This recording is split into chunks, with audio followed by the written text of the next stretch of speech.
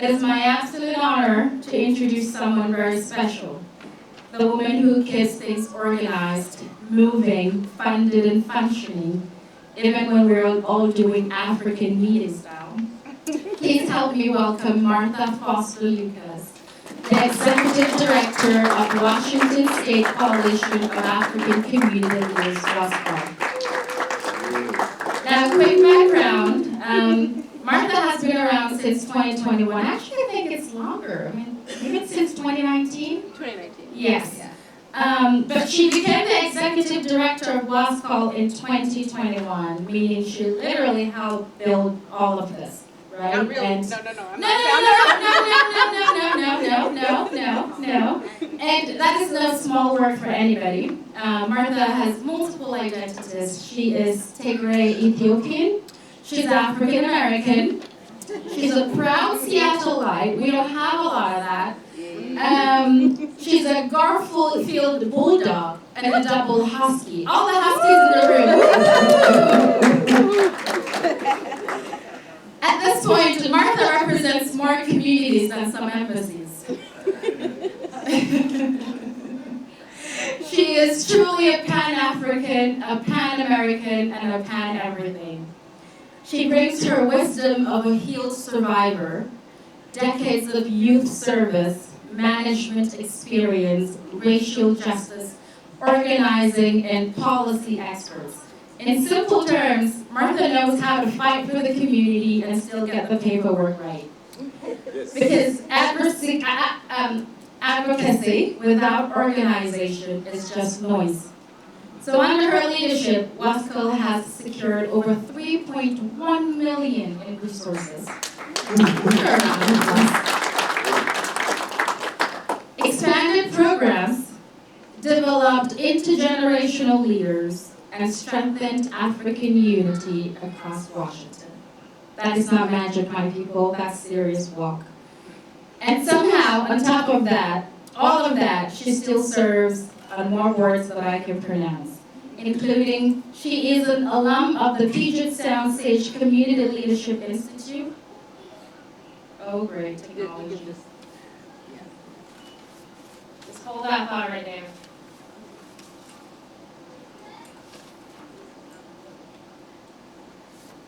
Serves as vice chair of the DSHS Refugee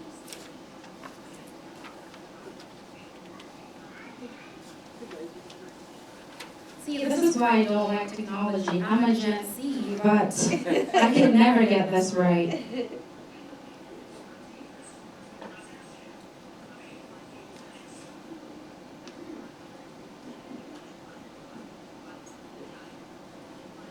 We're almost there.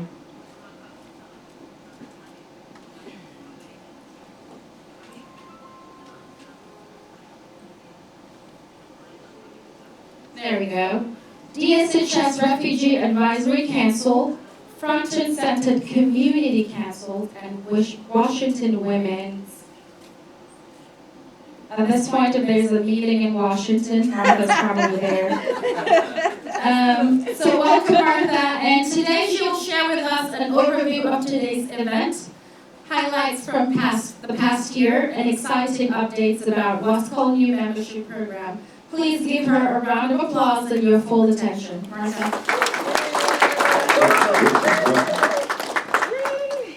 Thank you. Thanks, Dr. Rita. Can you guys hear me? Yes. Okay. So, I had on my mind, for those of you who don't know, I'm actually a writer,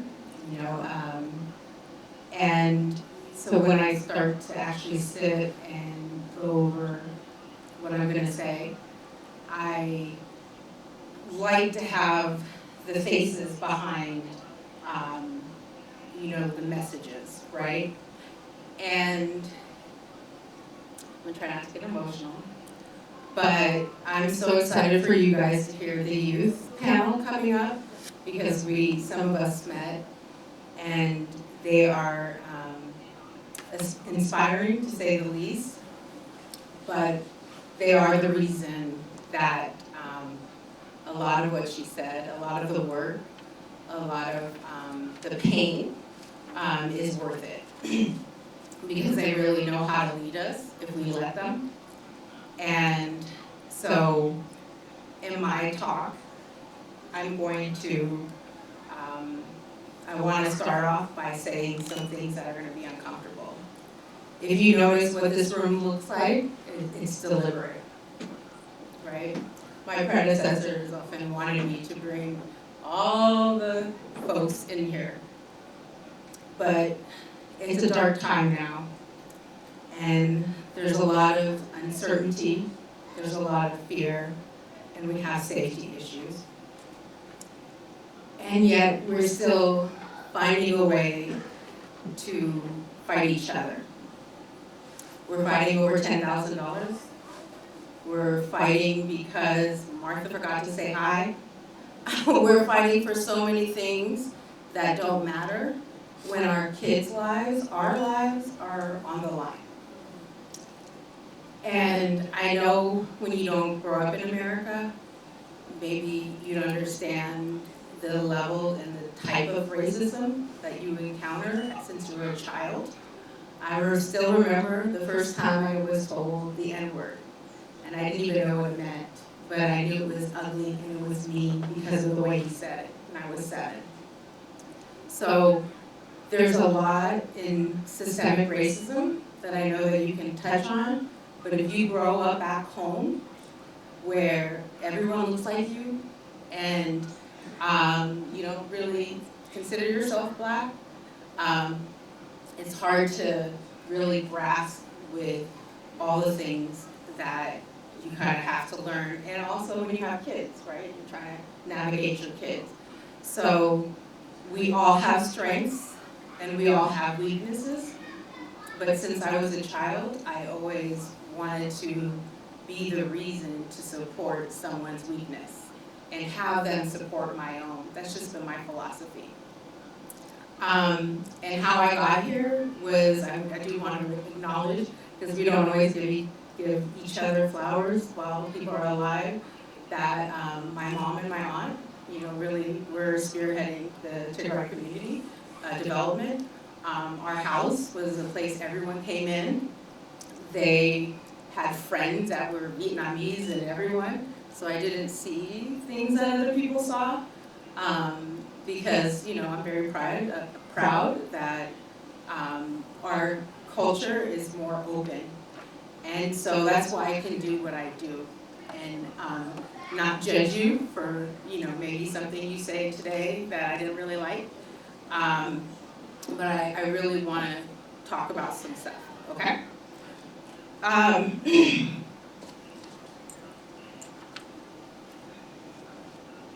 In February, we're in Black History Month, and this was also deliberate. We honor the achievements and freedom afforded to us by the blood, sweat, and tears of African Americans. From centuries of fighting and battles won and lost, we are in a time now where we are waking up as a nation that none of us are safe, but especially everyone Black, brown, and disabled, and LGBTQI plus in America. For many of us that did not live through the civil rights era, let me state clearly that the movement and the freedoms won were for the blood of different groups that sacrificed their body and lives to make sure we were all free. But the vast majority of lives lost were African Americans. We are watching in real time how Minnesotans of all faiths, all sexuality, and backgrounds are on the front lines in the freezing cold, protesting daily, and doing everything to protect and alert their neighbors. Today we are at a crossroads in our communities. We can continue to complain about each other while trusting other communities more than our own, look for continual ways to sabotage each other, watch our children kill each other, and continue believing that we need to keep waiting for a white savior to come and save us like they indoctrinated us to believe with their superhero stories where white is always the hero and black is always the villain. The media, as some of us are finally also waking up to, has always been controlling the narrative. You're just seeing them do it overtly now. We do have to acknowledge and address a few uncomfortable truths. As a community, we are communities that have experienced multi-generational trauma. Subconsciously, we are often more triggered by someone that looks like us because of this and their bad behavior intentions than we are by other people. Which is why we see how members of our communities will trust and respect other groups more than their own. Being victims of trauma, we are often trained to amplify and see each other's faults because that is what our oppressor and our abusers did to us. I was at a conference when the diaspora speakers shared how 70% of adults globally have experienced trauma.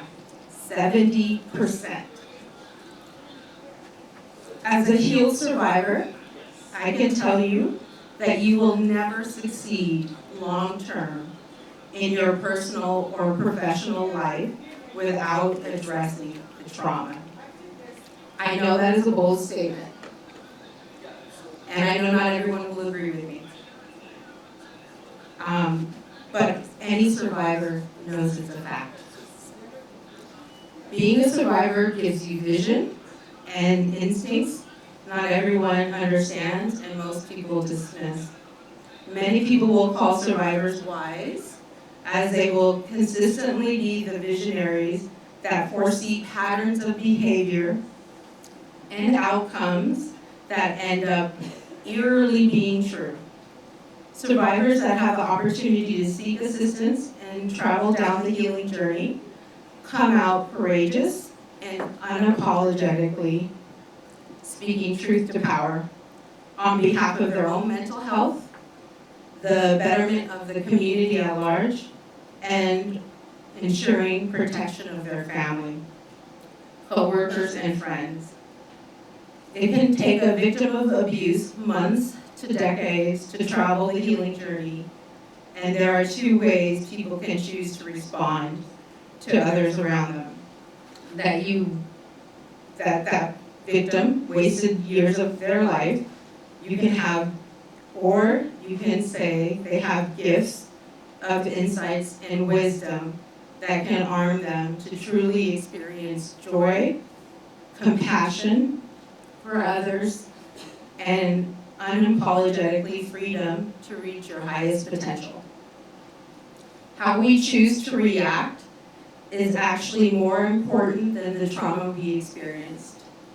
And I have chosen to embrace the positive impact and the amazing survivor family, my tribe, that I'm now eternally part of, with joy and appreciation for my continual growth. It was lived experience of being a survivor that allowed me to navigate what most people would have run away from when I stepped into the board, the executive director position. We started back in 2022 to do a co-governance operation model with our community advisory council. It wasn't easy, but we have successfully empowered our community leaders that have long been disempowered and supported their leadership and advocacy development that has resulted in their regional advocacy training, securing grants, and annually fundraising for their events. We have the power to dictate what is acceptable and not acceptable behavior in our communities, and how to transform lemons into lemonade. We are the heroes we have been waiting for. At Front and Center's Membership Summit, Wayne Dixon, co-founder of the Seattle Black Panther Party, discussed how at their height of the Black Panther movement, they had 300 Black Panthers. But not everyone was willing to sacrifice the ultimate sacrifice. And they believed in the principles of their movement. So they decided to interview all 300 people. And in the end, they whittled down to 21 to 30 people. Those 21 to 30 people are the reason that Carolyn Downs Medical Center exists today, still. They're also the reason that kids across the country have free and reduced lunch. You don't need a lot of people. You just need true believers. In honor of Black History Month, we have given you all gifts to remind everyone that Black is beautiful, and it's so beautiful to be Black. And we have gold, so I'm going to show you the gifts. You'll have to get up though. One of the statements the youth actually mentioned was how they also struggled with the multiple identities growing up. And so in honor of that, everybody gets an Ethiopian coffee cup, right? To represent Ethiopia, one of my identities. The gold, because it's money to be Black, but it's in honor of Black History Month. It's a Black History. And then Seattle chocolates in honor for my Seattle mindset you get to run into sometimes.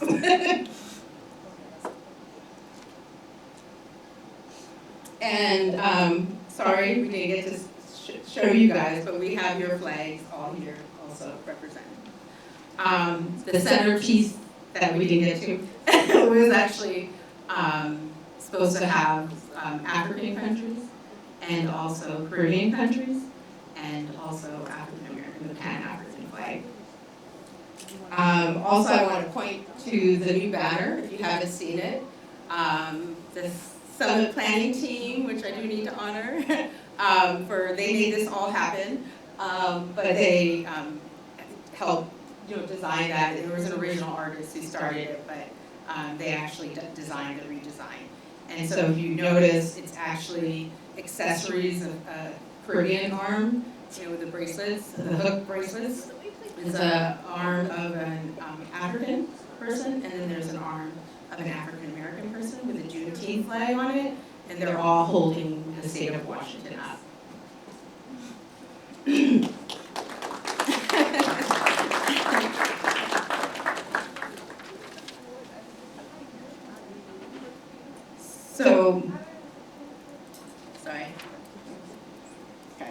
So, also in your bag that there's two parts to it anyway. There's a slap bracelet, and it says,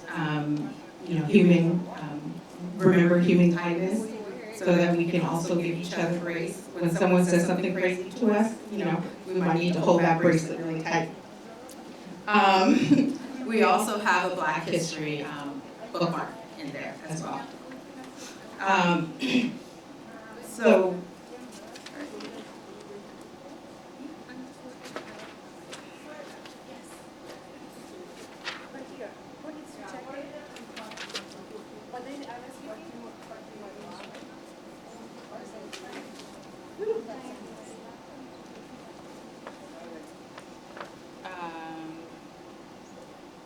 Okay, I don't see if I have maybe, oh, here it is, okay. Your Black History bookmark is a reminder that we have ancestral diaspora guides that have invented and led us to the rights and freedom we all seek. We also have a reminder with your Humankind Unity Diversity bracelet as a reminder to remember to practice kindness with your diaspora members and give each other grace. We continue to encounter moments of ignorance from each other and to try not to generalize our attitudes against each other and keep us divided as our oppressor wants us to continue to do. Never forget, again, that we are the true heroes we've been waiting for. I would like to quickly go over the agenda for today and to provide some highlights before I turn it over to the backbone of our organization, which is our committees, to provide you an update of their work.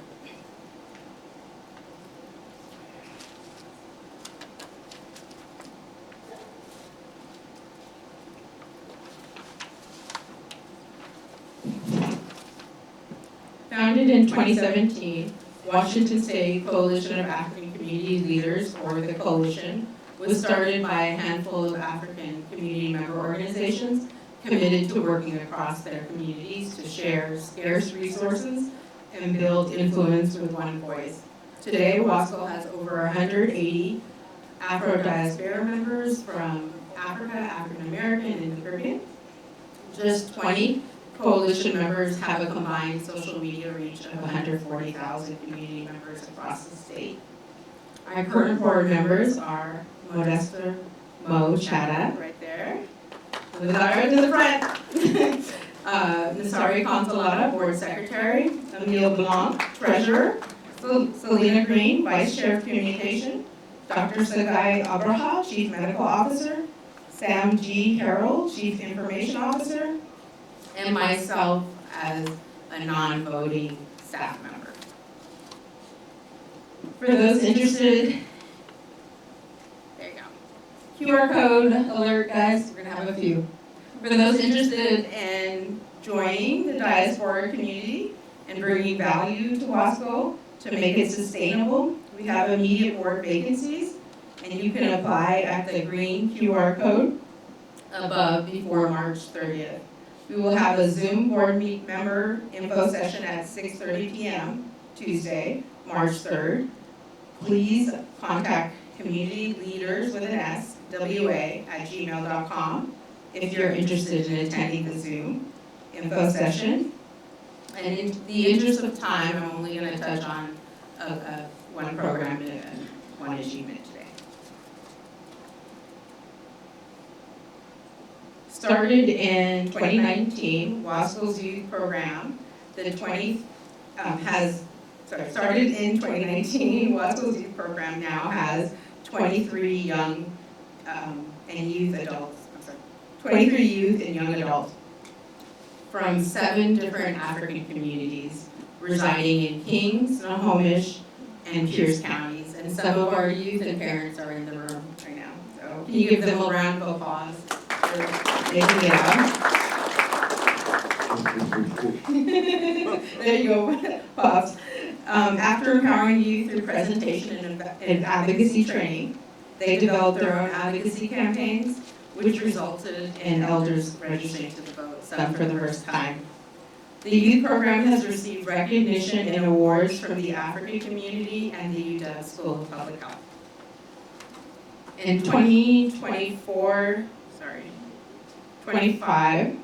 we supported 25 sub-grantees, Department of Health, HEAL sub-grantees in 11 Washington counties with $324,000 in funds. Wscacl sub-grantees outreached to 30,984 overburdened community members from 28 communities in 6 months in 13 different languages. So amazing work. We have leveraged 5 years of community trust and built a comprehensive sub-granting system, which has resulted in Wscacl securing very competitive grants, sub-granting, statewide, and state service contracts. When you're good, when you know how to handle your money, they come to you. You don't have to apply anymore.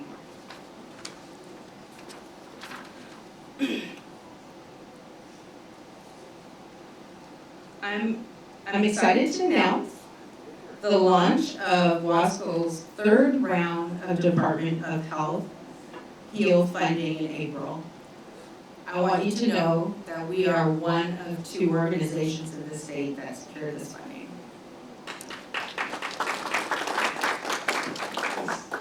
Yes. Yeah, a lot of people complain, right, brother? For the work you had to do. The new application due date for the 3rd round will be June 5th.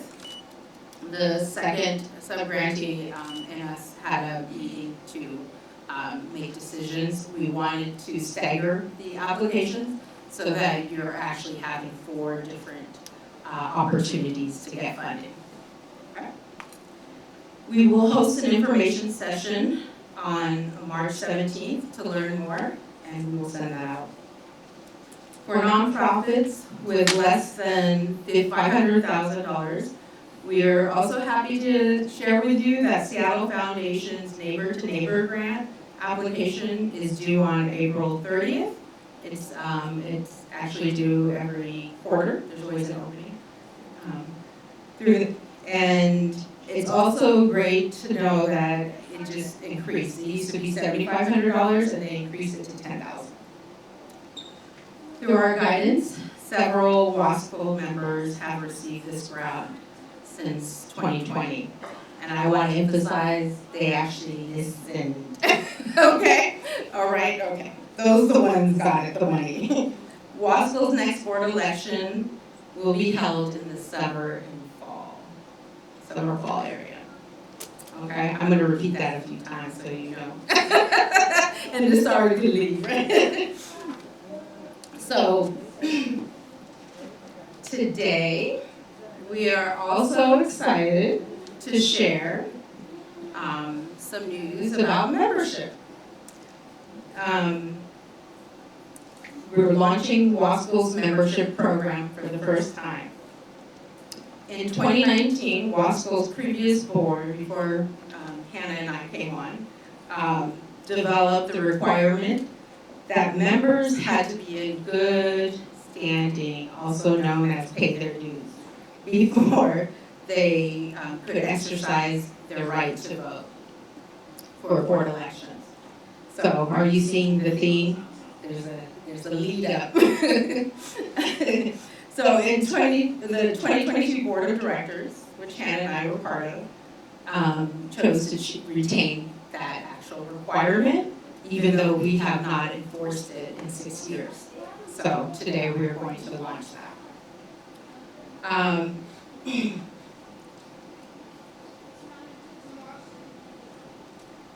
And in the interest of everything that's going on, we have various price points and price options, and I'll share with you the QR code to go log on and see more information. But there's a total of 4 membership options. And again, our board elections will be in the summer and fall. So if you want to vote and you want to make sure you have a say in who's on the board, pay your bills. Pay your bills, y'all. Okay. Our 4 membership tiers are Platinum, Silver, Copper, and a student one.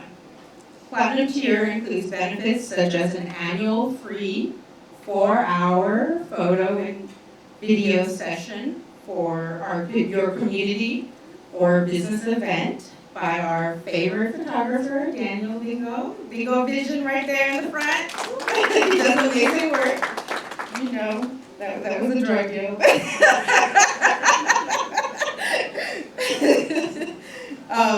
Please visit the top QR code. Sorry, you guys can see that. Oh, sorry. There you go. So you can go into the top QR code to learn more about the membership options and the prices. Also, with the Platinum tier, you get an annual free, customized donor funding opportunity support from a 3.10, 3.1 grant writer veteran. Now, what I'm not going to write anywhere, but I will say, is that we actually have access to a donor database. So people who are platinum members will have received at least 10 customized donor letters for that, but I'm not going to write that anywhere. The African way. So please visit the top QR code to learn more about the tiers and to join the village. For anyone interested in donating, just a straight donation, please use the bottom QR code. So for anyone who's not in the diaspora, one part of the, okay, sorry. let me stop quickly. So one part of what I affectionately refer to as the Northwest Twins, where N represents Nagist and W represents Widenesh. Widenesh's positive and encouraging voice has been a bright spot.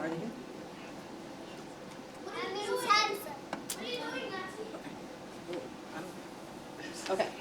Well, what time is it? Sorry. It's 1:40. Okay, sorry. So Widenesh's positive and encouraging voice has been a bright spot for the village since 2019, and I'm proud to introduce Widenesh Ayala for today. Widenesh was raised in South Sudan as a refugee, fleeing the 3-decade civil war.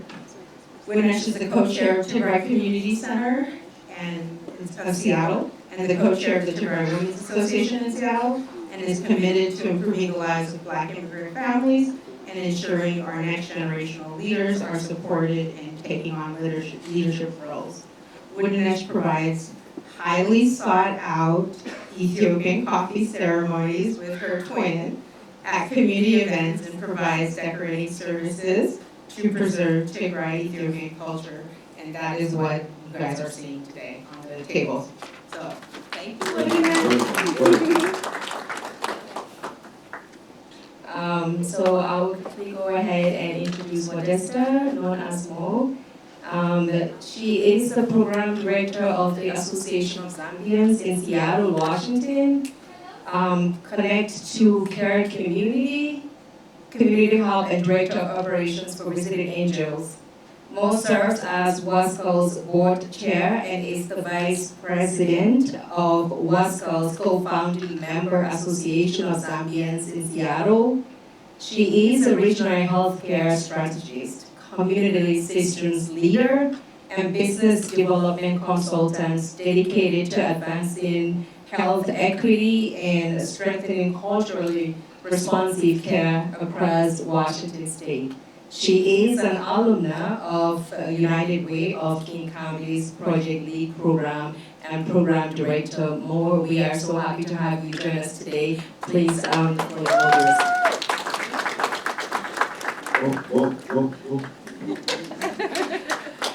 Thank you so much.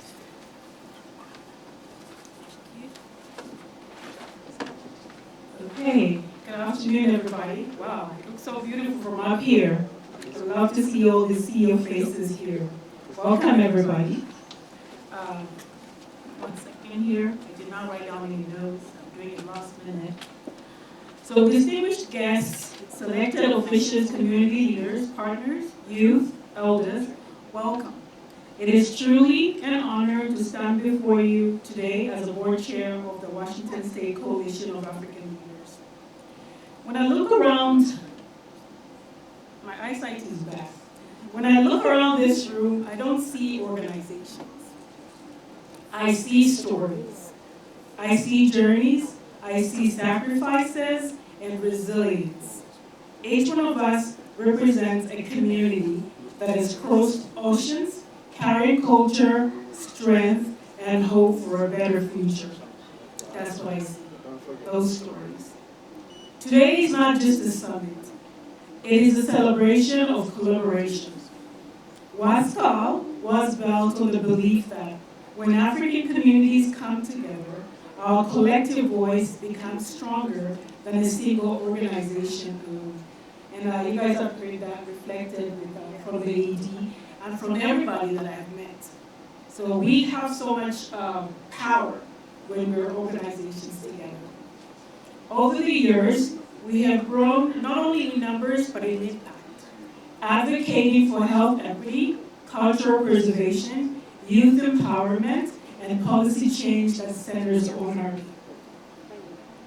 As Africans, as people who are more marginalized, as a BIPOC community, it is really important for us to be at the table when decisions are being made, right? Because if you're not at the table, then you're at the middle. As a board chair, I have had the privilege of witnessing leaders show up again and again not because the work is easy, but because it is necessary. We know the challenges of our communities face, navigating systems that were not designed for us, addressing health disparities, supporting families, balancing tradition and transition. Yet despite all these challenges, we continue to lead the way. Today, we're recognizing leadership is not defined, today we recognize that leadership is not defined by titles. It is defined by services. Everybody who showed up here, everybody who lifted a spoon, everybody who served the next person, and even just acknowledge somebody for coming in here. That's what leadership is all about. It is, the awards represent a reflection of individuals who uplift others, who build bridges across cultures, and who remind us that leadership is an act of love. Before we begin the presentation, I want to take a moment to acknowledge the youth in this room. The youth are our future.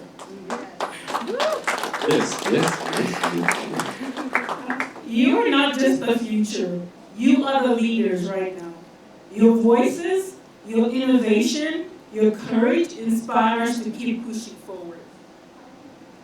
To our elected officials and partners, thank you for walking alongside us and listening to the needs of our communities. Collaboration is what turns vision into reality. And to every community member here, thank you for trusting Wscacl to be the platform where our stories matter, our cultures are honored, and our voices are amplified. Thank you, everyone. As we continue today's program, I invite all of us to think about one question. What legacy are we building together for the next generation of African leaders in Washington State? Let us continue to lead with unity, compassion, and purpose. Thank you so much, and now it is my honor to begin our award presentations. And for that, I'd like to invite Sarah, who's our board secretary, to come and join me.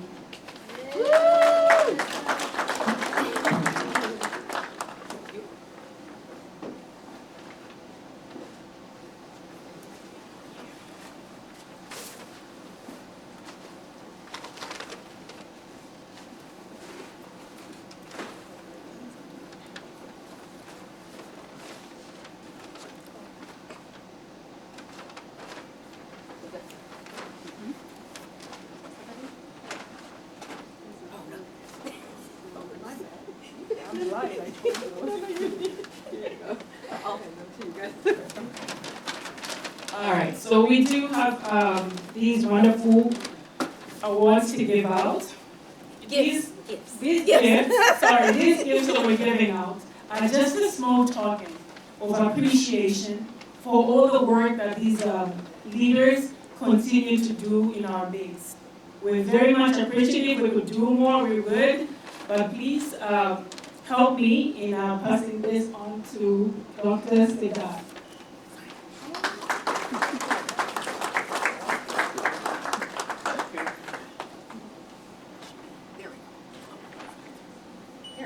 Sorry. All right, so we have an award for Dr. Wscacl. Gift. All right, and this is for Emil, and Emil is our treasurer on the board.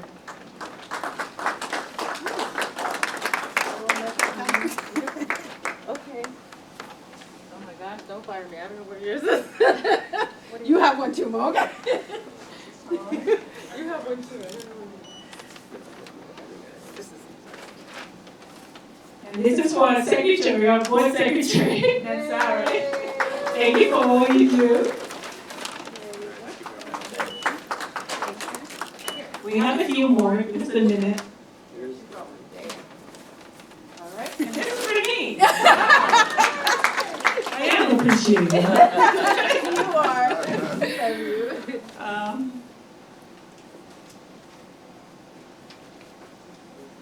I know this one for Sam is the Chief Information Officer on our board. Oh, And- sorry, I just didn't do the ones that weren't here today, but yes. Okay. you can say. All right, and also have one for Dr. Ella McCrae, who was on the board from 2022 to 2024. Oh, yeah, you're right, you're right. This is the next one. Performer. All right, thank you so much. Do I open it? Your Crystal Award.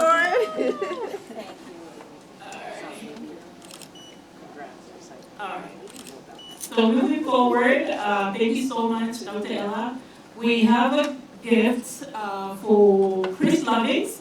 Crystal's a civic engagement chair.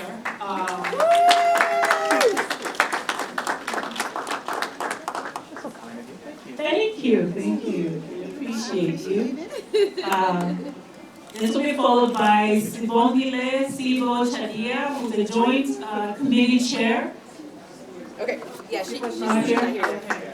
I know, I did not hear her voice. And we have a gift for Adam Powers. Adam Powers, is Adam here? All right, so we have the next gift is for Soila, and I know Soila. Soila, you are very much appreciated. Soila was a co-lead for the event planning group. So did you get, okay, you got the first. Yeah. We'll take it jointly. Is this the last one? Give me 1 second. Yes, this is the last one. Yes. All right. So they just all need, can you guys all come up? Event planning crew, everyone The is event planning group set has up. not had Every- theirs yet. Huh? The event planning team? Yeah, the event planning team. Oh, they're next. They're next. Oh, yeah. Oh, what is that? Oh, is that the? No. It's the next one. It's the next slide.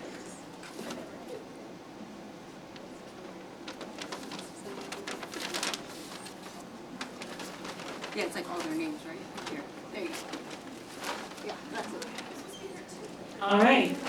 And so we're all happy to be in this space. This space is beautiful. The people that work hard to bring this to fruition.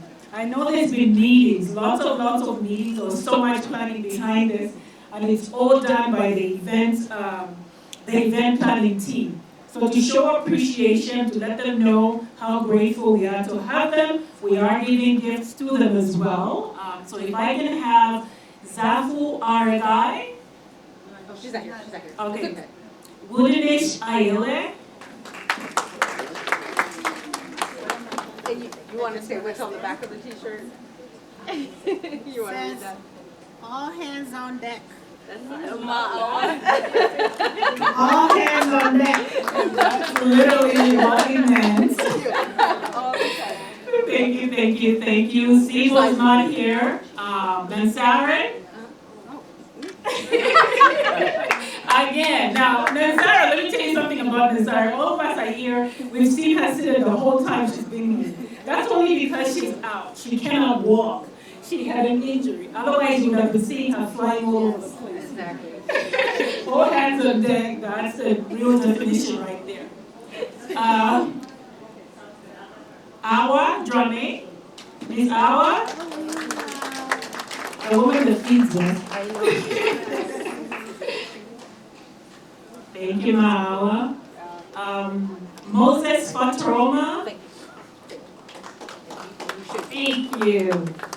It's always nice to see men on the leadership of the event planning team. And then we have Selena Green. I know Selena is not here today. She's unwell. We have Negesti Haile Mariam. Thank you. Binta Mane. Oh, it's Dr. Binta. Victor Mahoney. Oh, they clap. You guys are clapping like you don't want to clap. I know. It's so big to congratulate these folks that are working really hard to just bring events, resources, and all the things to Wscacl. And I want to say for 2 years they did it with nothing, Yeah. compensation. No compensation. There was 13 of them. This is the true spirit of leadership. So thank you. Japheth K, I think. Am I saying it right? Yusufu. Okay, sorry. And then we have Sona Porter. Soila. Sam. Robin Senyafwe. Robin's not here. Malik Sonko. Daniel Vigo, our very own videographer. Mo Chada, who's me, hey. And Moenda Chada. Thank you so much. Thank you. So thank you so much, everybody, for the hard work that you do. We are very, very privileged to have each one, to have all of us together who care so much about the youth, about our stay here in America and all over. I really appreciate that. And then to our ED, we don't say much about her, but she knows that I always remind her, hey, take care of yourself. Because this woman works 24/7. I'm not even lying. This woman is working, she's sleeping Wscacl, she's waking up Wscacl, she's doing everything Wscacl. Martha, we would not have this event, we would not have Wscacl the way it is if it wasn't for you. We thank you for your sacrifices and for all you do. I know the board and I are working together to get you something special, but we couldn't leave this without saying that. Thank you for what you do.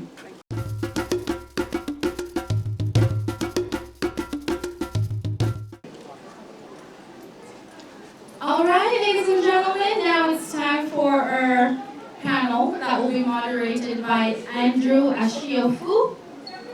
So we would like to welcome our guest speaker and moderator, Andrew Ashiofu. Please give him a round of applause.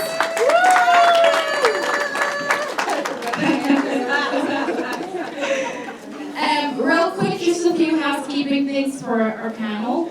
Please listen with an open mind, and please keep in mind that we've all had positive and negative experiences with different communities. So please stay away from assumption that any group holds a monolithic view about any other group. I mean, it's human nature to react negatively when someone talks about your community as a stereotype or makes assumptions about your behaviors or your view. Let's practice fairness, and essentially, if you don't like people making assumptions about you or stereotypes about you, don't do the same to others. We will open up for 1 to 3 audience questions after each panelist discussion, depending on time, which we're really short on. Andrew will decide what to do from that. But otherwise, Andrew, welcome. Andrew is a dedicated advocate and a community leader with a career spanning in health, equity, and political activism. He is deeply involved in social justice initiatives.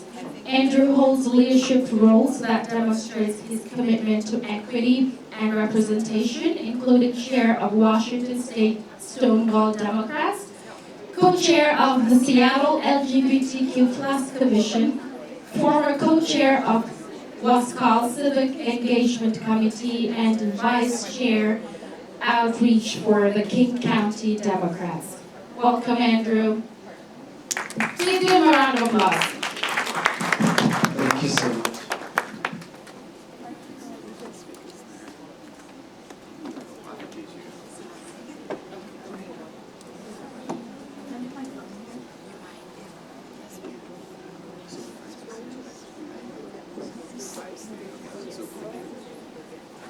Thank you, everyone, and welcome once again. And thank you, Lisa, for the introduction.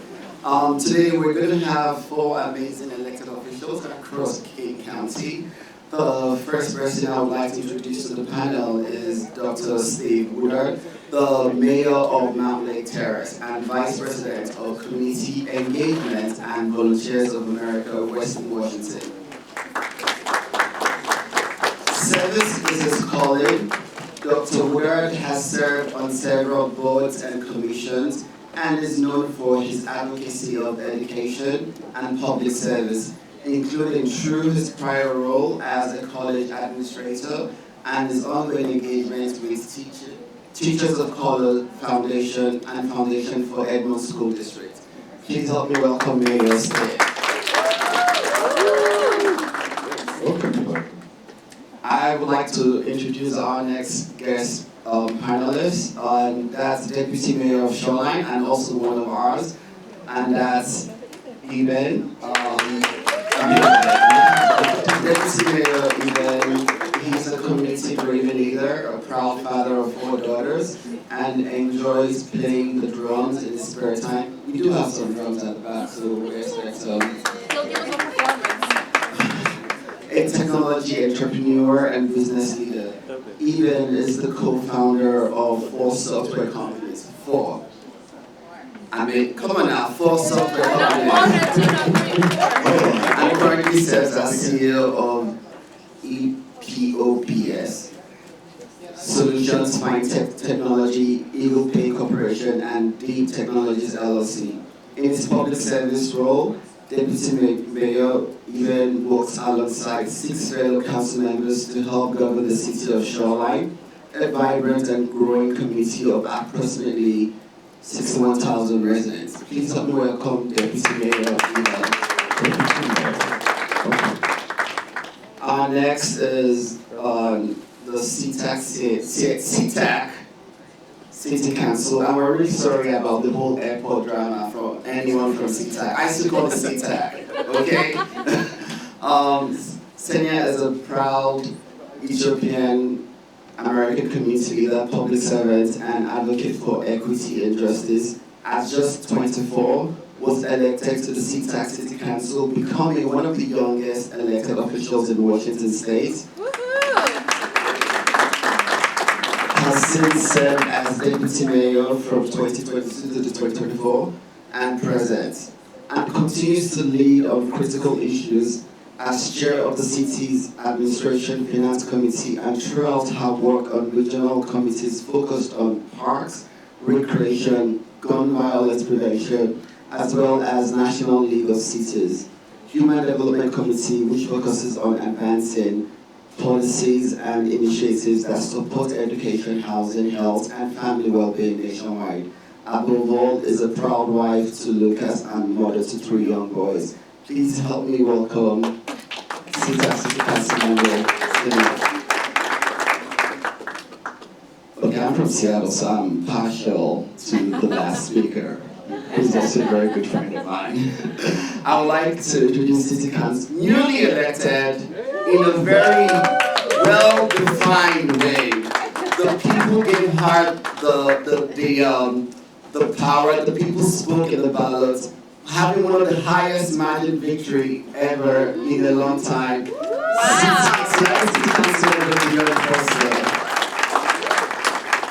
She has spent the last 15 years improving access and outcome for vulnerable Seattleites.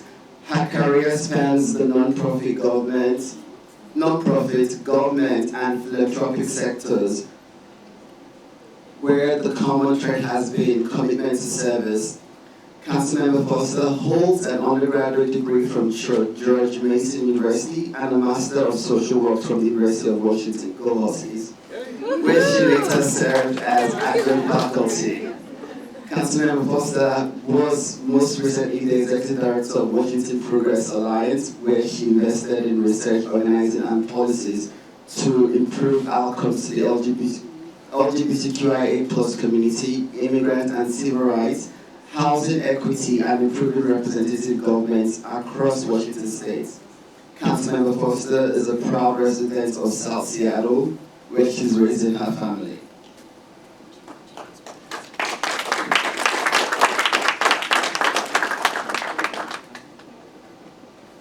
And this session will also be recorded.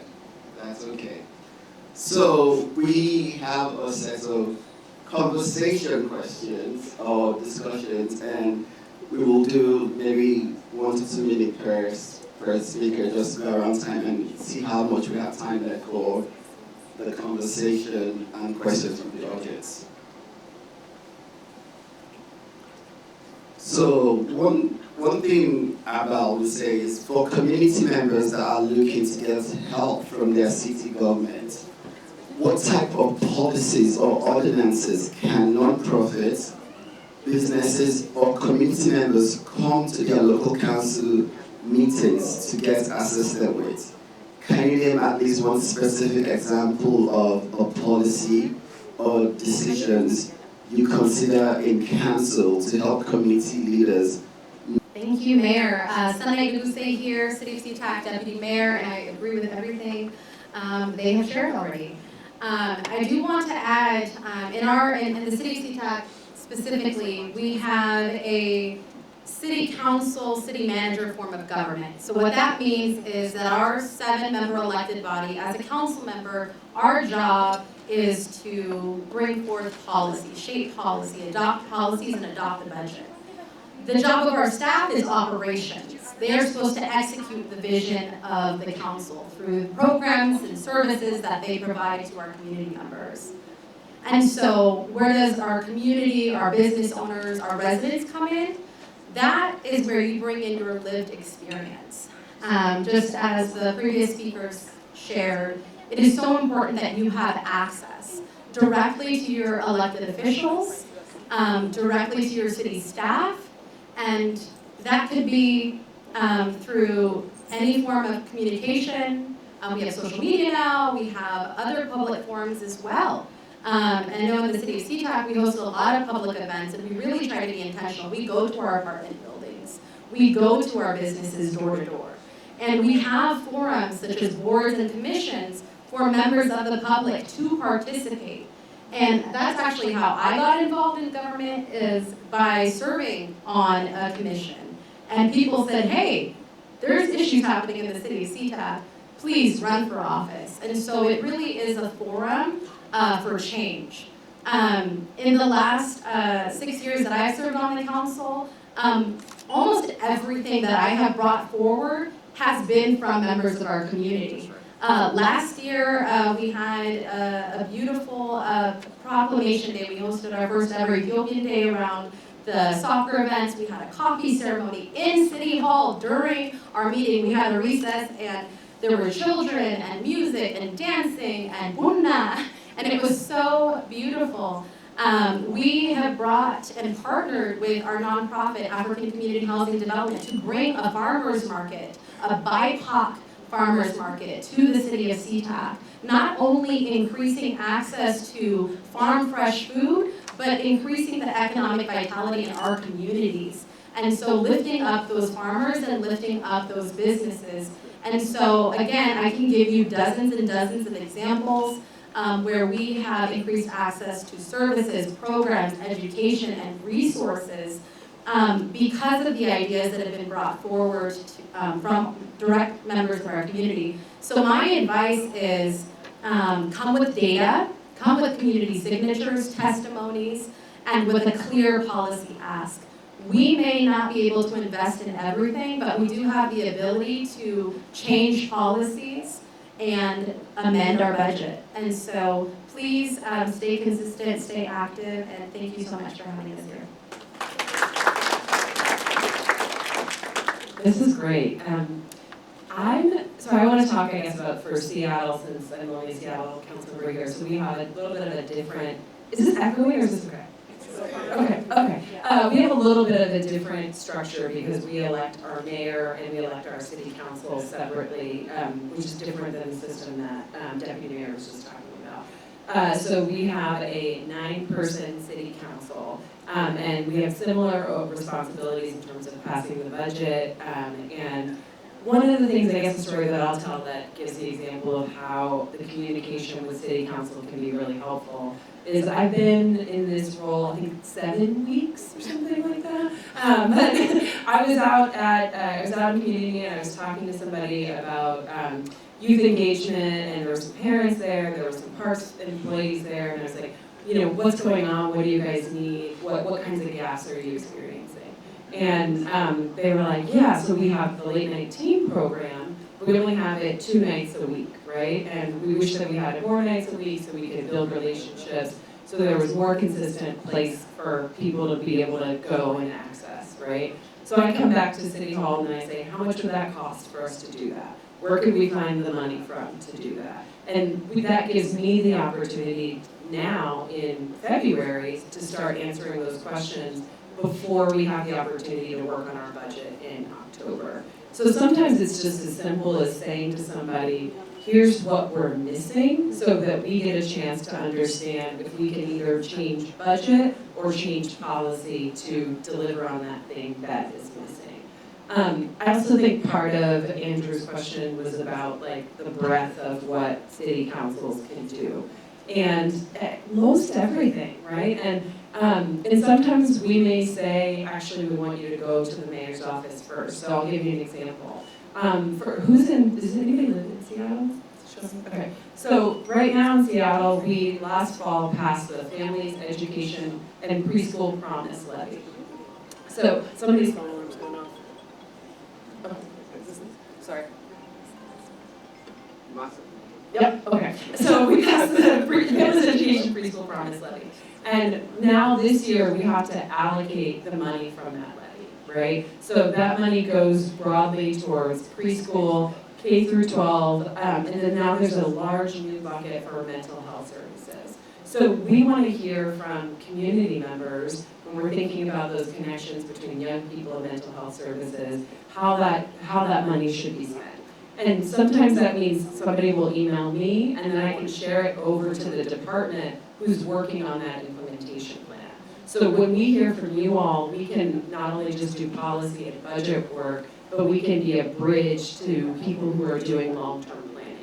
We also have the opportunity to create legislation on housing. We have the opportunity in some cases to do legislation on progressive taxation, and we've been able to recently at the City of Seattle provide tax breaks for small business owners through shifting our tax code so that we are having large corporations pay more and smaller businesses pay less. But all of those things start with hearing from a community member about what's going on.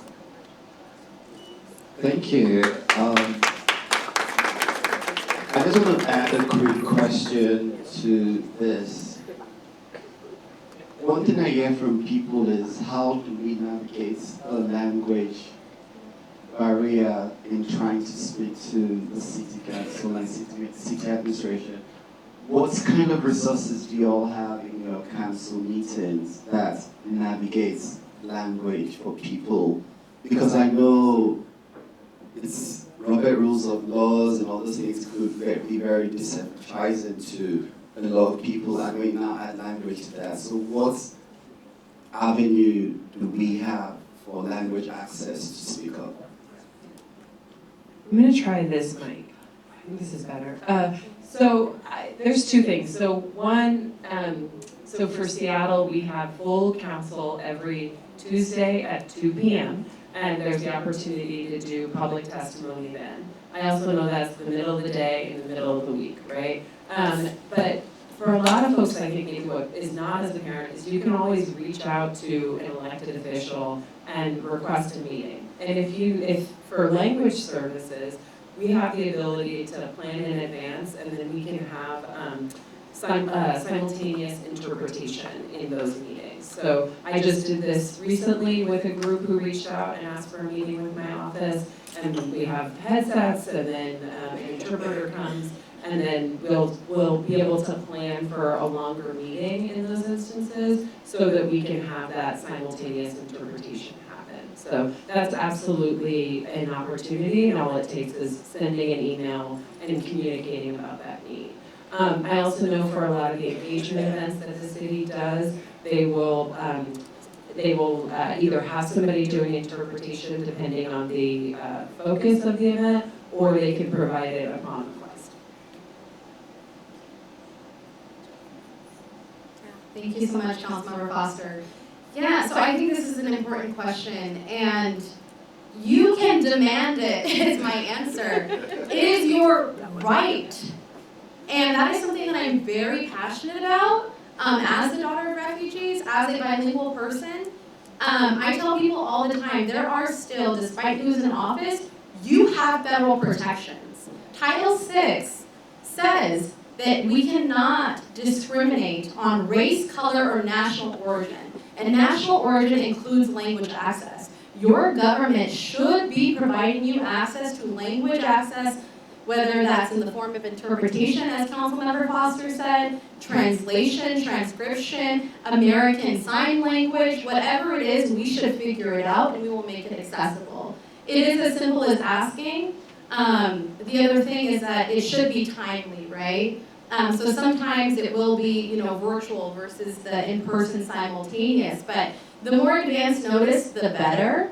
And just to tag on to the language, also want to say that's true of disability access, right? If you have a disability, whether it's a visual impairment, auditory, your government is required to provide those services to you, or make accessible to the best of their ability within, a reasonable accommodation. Because you, as members of the public, should have access and deserve access to your government. And so at the City of SeaTac, we absolutely do prioritize and try to offer language services in our top 5-6 languages, whether it's at an event. At council meetings, we do request advance notice, but we will absolutely make it happen and provide it to you. So please do come. And I do want to note that of our 7-member council, 5 different languages are spoken. I'm not sure I could add much more. I just wanted to come at it a little bit differently to think about the process itself, especially since we brought up Robert's rules, which maybe you've heard of, maybe you haven't, but that is not us. So what we have done in Island Terrace is we made sure that we have explained what you are watching. And the best example I can give is firstly, we make sure that every meeting has public comments. It used to be at the end, when we would wait you out. We have 3-4-hour meetings before you could talk. That could be 10, 11 o'clock at night. We put that in the front now. Literally after roll call, we want to hear from the public. So that's one of the first adjustments. But from that, it's a very unnerving experience if you've never done it. Because here's what Robert's Rules has you do. While you're at the podium giving your life story, I'm looking at you like this. The entire time. And the other folks are doing the same thing, which can be very unnerving if you're trying to share your story, let alone get resources for folks. So we've had to explain that to folks on the front side. We genuinely shouldn't have any other look on our face because we're trying to receive what you're saying. If I'm instead leaning in and doing this, I'm already formulating what I think your answer is. I've forgotten what you're talking about. So you should expect us to sit back and just receive. But that is a very unnerving experience. I'm just going to be straight with you all. The other part of that is you'll write to a council member, and 9 times out of 10 they won't write back to you. Because everything we do is public disclosure, and nobody wants to be held accountable for their words. I'm just going to say I'm about the only one who writes back to you. But that's another one of those, hey, I reached out to you, what's going on? And so just kind of, that's a different form of language and understanding how it works. So we just add those two, but we do much of what we were hearing as well. Well, all the things you guys said applies to our city, so you said it all. I don't have anything to say. Is that okay? Next question. Thank you. So you all had I'll let you start the next one. demand, but also give time. And I know my people, we know how to use time. Thank you so much. But really, demand, public comments. One thing that really helps me with public comments is I print out my comments so I can read it, so I'm not looking at their faces. That intimidates me. So now this is a very important question. Whether it was colonialism or slavery, African Americans, Caribbeans, and Africans have had the same oppressor that has used their mastery of divide and conquer to pit brothers and sisters that share the same background, ancestry, DNA against each other. Until present day, we are quick to attack and be violent against each other, destroy our own neighborhoods, instead of working across diaspora communities through embracing our common struggle, embracing our cultural differences, and reaching for a shared goals. And I just have to say, for some of you that might not understand the African diaspora, what you're seeing in this room is rare across, even in Africa, even in Europe, even in the USA. The diversity of African countries coming together for a shared purpose is rare. So what we have in this room is unique, and this is what we would like to see in community. From your standpoint of being an influential government and also community leader, in what ways do you think finding one common challenge and working across the diaspora communities to strengthen and build relationship will be viewed from a funder's perspective? Was that a question? Boy, I thought that was master's degree thesis. Oh my goodness. Okay, all right. First of all, that's a very great question. The longest question I've ever come across. But you know, from leadership and funding perspective, I want to say that unity in the African setting, everybody knows what a broom is. There's no way you can combine brooms, but you can break a single broom. All right, so unity is strength, so I'll go by that. When we all come together as African, people in the diaspora, African diaspora, I wouldn't say it is morally fantastic or great. I would say it is strategically smart. And that's what we have to do. As from the funding perspective, if I'm reviewing a grant, I want to see that this money is going to have an impact on 50,000 people, not 700 folks. If I'm sitting on a review panel and you apply, for example, for culture grant, I want to see that this fund is going to apply to more than 10,000 people across. And so that's how funders will look at it, the impact. So looking at it from a smart perspective, not silos. That's never going to be sustainable. And so leaders will also look at, well, we're going to find this organization. What's going to be the benchmark? What results is it going to produce? So there's several of these metrics that I've used to define that. Okay. I'll let my colleagues also ask some more. Thank you, sir. I have to bring in the unfortunate context of, it used to be a great answer to that. Now I'm not sure with this current administration in the East Coast there, they've really changed how we interact.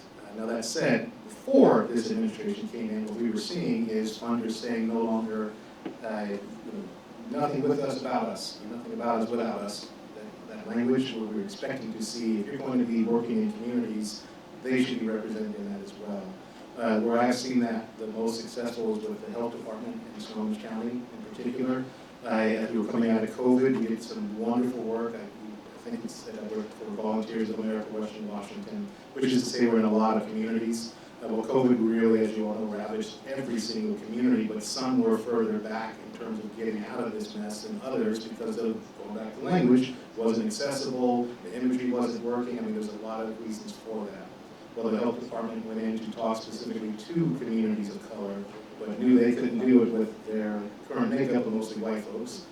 So they had to reach out to community nonprofits to really get that work done. And I'm very proud of that work that we got done. It's moved further now to community ambassadors at that level. But now, okay, so you've got COVID handled, but there's a lot more out there, but actually a lot more has slipped, and that's before we really get into what's going on with this current administration. But just recognizing that you need to have the voice of the folks who are experiencing or living whatever it is you're trying to remedy. And they have not been in there before, and so I'm seeing that a lot more.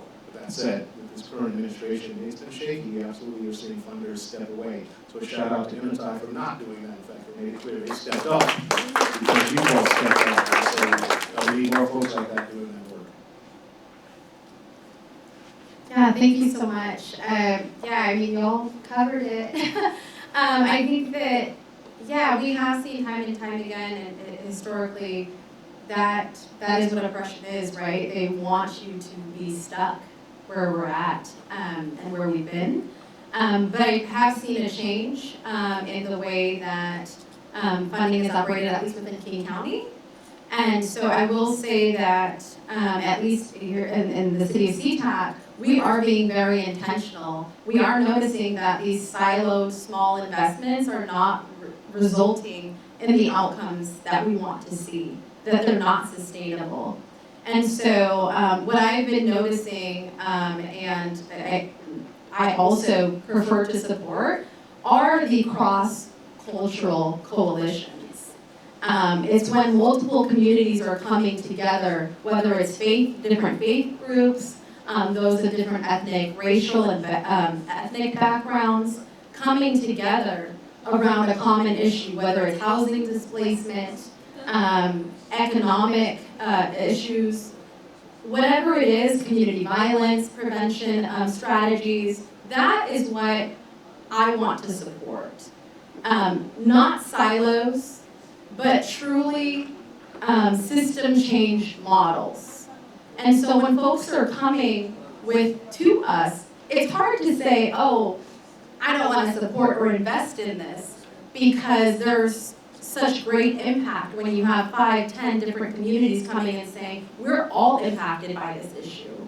And so I would definitely love to see our diaspora doing more of this. I mean, I can just say, even personally within the Ethiopian community, we have been very divided, unfortunately, interculturally. And it is only when we come together that we can see the change that we want to see. All of our children are impacted. It doesn't matter what tribe you come from. Our children are dying on the streets. Our children are impacted by the drug epidemic, and they are dropping out of school. If we want to see the change, we have seen time and time again throughout history that the way to make movement is to come together. To make change is to come together. And so that is definitely my suggestion. In the city of Wscacl on Tuesday, we will be passing our Human Services Strategic Plan. And in that, in itself, one of the strategies that we will be implementing is, rather than investing in tens and dozens of organizations working on siloed approaches, is to fund fewer organizations or coalitions and make a greater investment, because we believe that will result in greater outcomes for members of our community. So, thank you. I know, right? What else?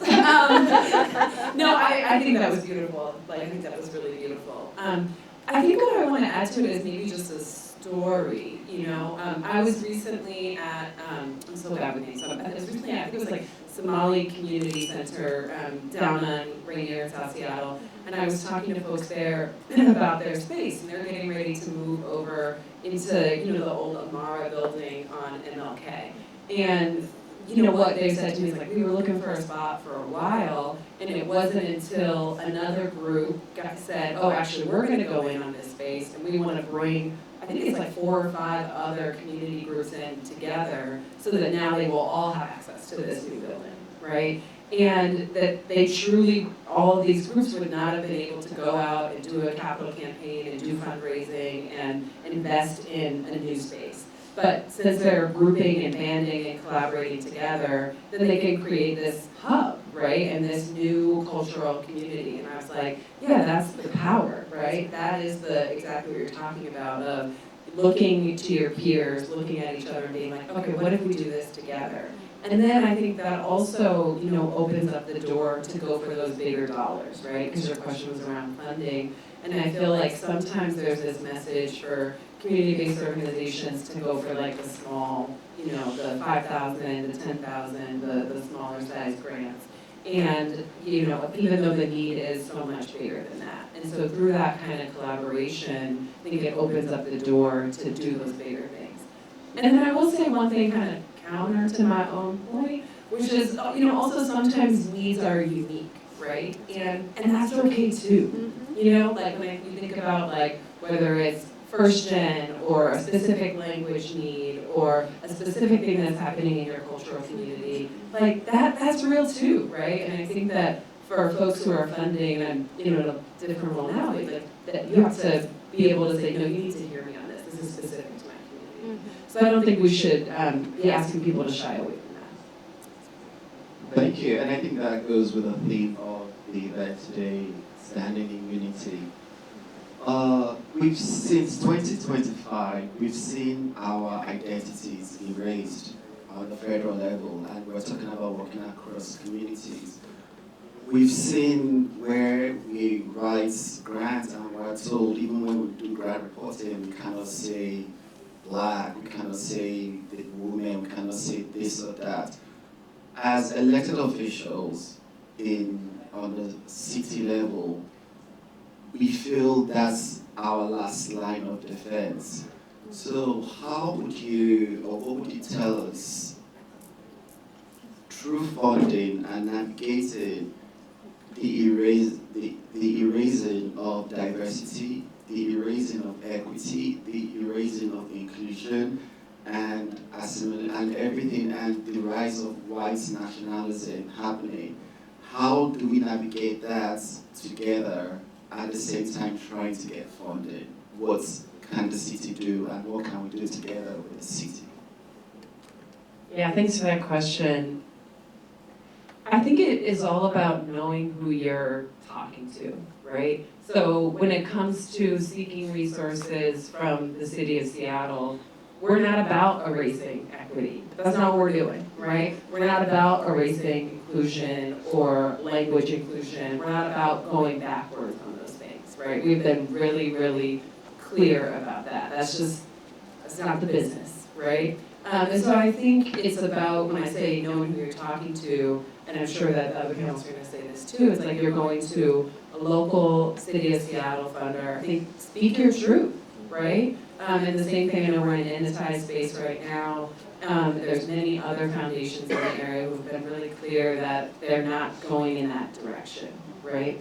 And then I'll say, when I was, again, previous to this, the role that I'm in now as city council member, I would counsel people, okay, if you're going for federal dollars, let's talk strategy about how you talk about your work.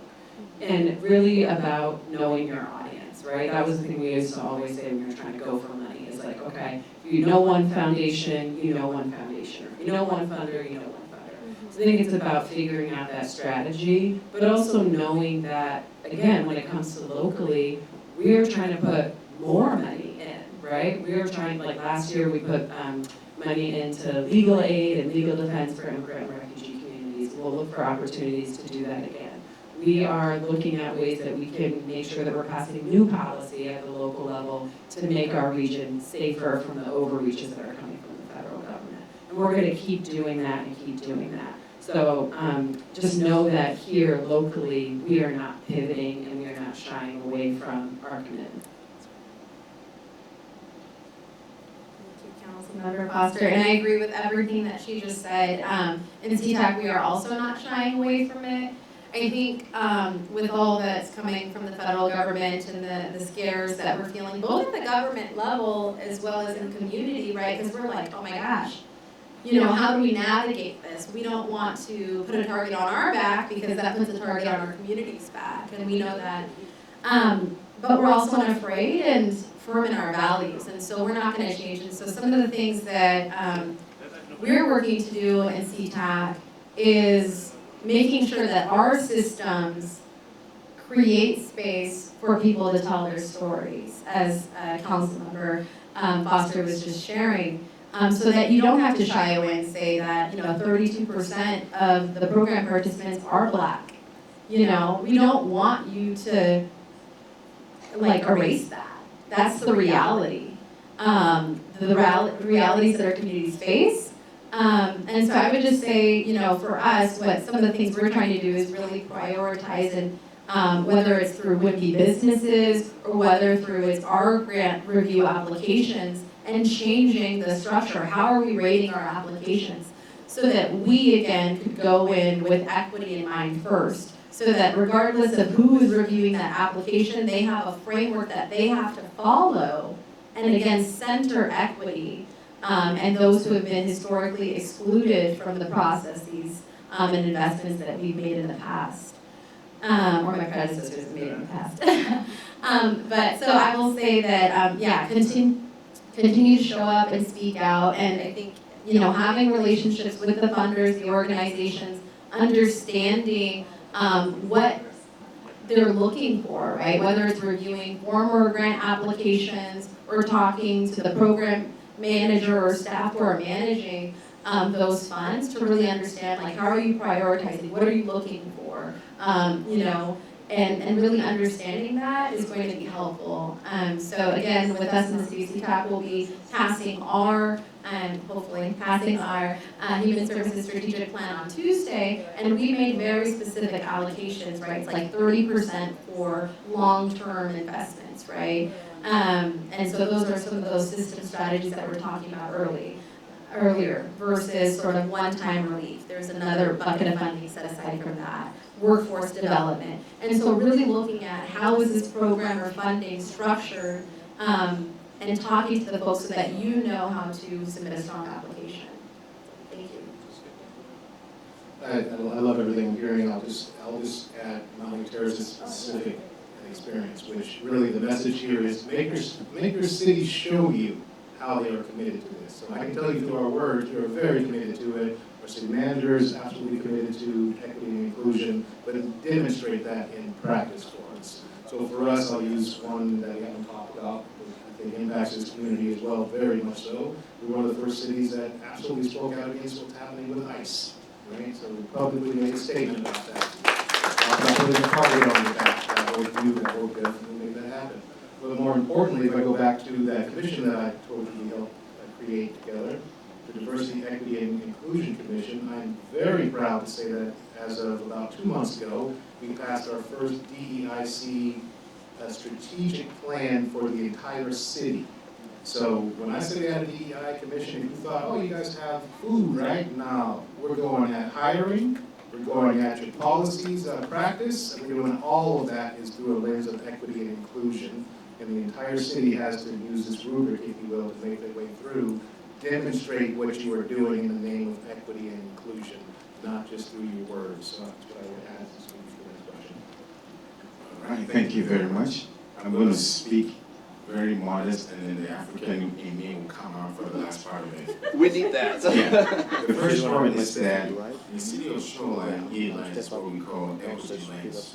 If you public works, economic development manager, whatever it is, every project you bring to the council, you need to justify whether you are equitably distributing the resources, even within the city, else it's not moving forward. And we have to instill this 6 years ago. At first, it was just theory, it was on paper, it wasn't practical, and that's what I hate in my life. Don't put this on paper if you're not going to put it into action. That's one. The second part is, now let's talk as families. You don't show up. That's number one. Number two, are you recording this one? Don't record this part. Number two is that if you are not at the table, you don't get to even read the menu. So I was chair for culture for 6 years, AAC, Arts Advisory Council, and I realized that we were funding a lot of City of Seattle artists and arts organizations. Don't be offended. Hello. All right. And I said, no. What happened to organizations outside the City of Seattle? City of Seattle has a lot of money. So it took us 3 years to change that. 4 years ago, I was in a virtual fight with DCHS, the same thing. They've been funding South Seattle for, don't be offended, South Seattle for years. And I said, what happened to, sorry, not South Seattle, South King County? What happened to North King County? They said, you guys are rich. I said, who told you? That's the African me, now back up here. So when we all get together and we are talking about funding, let's be honest with ourselves. How many of you have volunteered to serve on commissions, on panels, on review panels and all that? I see one. That's 0.001% of the people here. So Where's Eric? it is, yeah, that's Eric. Where's Eric? Yeah. Eric, where you at?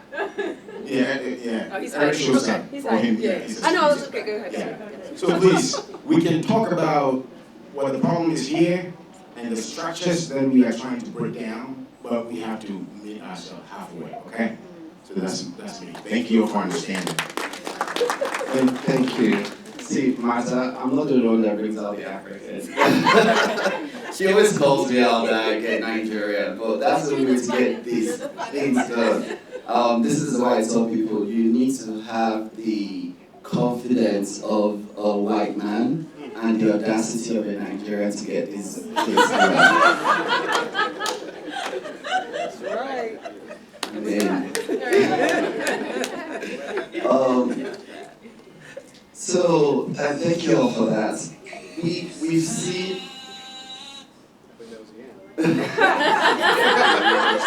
Oh, I was going to say bring up the touchlights. We've seen an increase in requests from potential funders for youth to be, so the funders are asking for youth to be involved in decisions on how important do you feel youth, young adults' involvement is in decision making for the sustainability of the diaspora community-led nonprofits?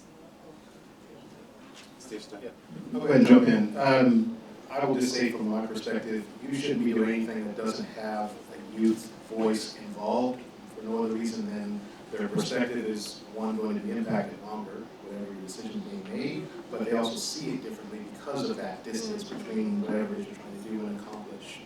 So when I look back at Public Terrace, there isn't a commission that doesn't have a youth voice, either formally on it as a member, or we go out and find that information, solicit it from them directly.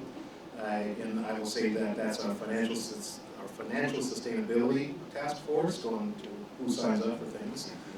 That's important. Every city, I think, is facing some form of bad news.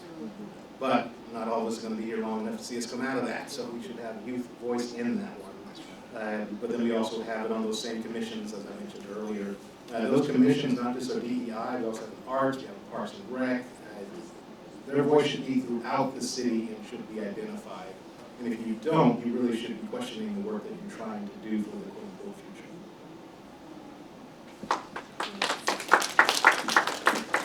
Thank you, Mayor. Yeah, I mean, to build on that, you know, I believe that youth engagement should not be symbolic, and it should be part of your strategy.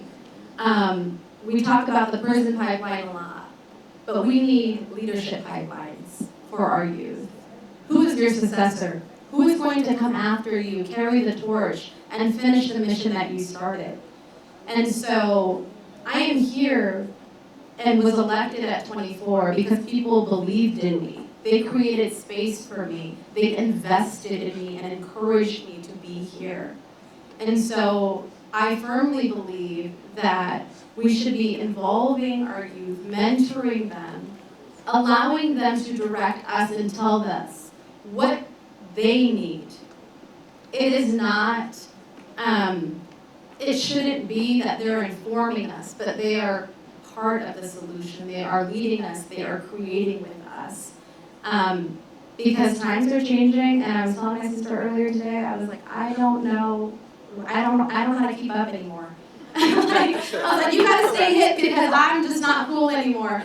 And so times are changing. It's very difficult for us. Imagine how, I mean, they've already had to go through COVID, and the times that we're living right now, it's very stressful.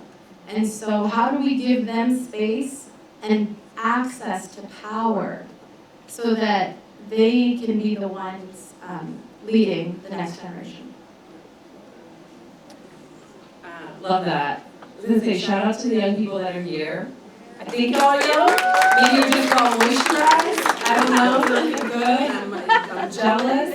I appreciate it. Actually, again, I'm just going to tell a story because y'all have done so much. But when I worked at Wscacl Foundation, we were doing some funding, and one of the groups that we were looking at was doing some work with youth. And I was like, oh, cool, we're looking at this, we reviewed the grant application, right? And we asked them to come in for a meeting. I'm thinking, so I sent my little invite out, I emailed the executive director, I booked a little conference room for 2 people, and he showed up with like 7 teenagers.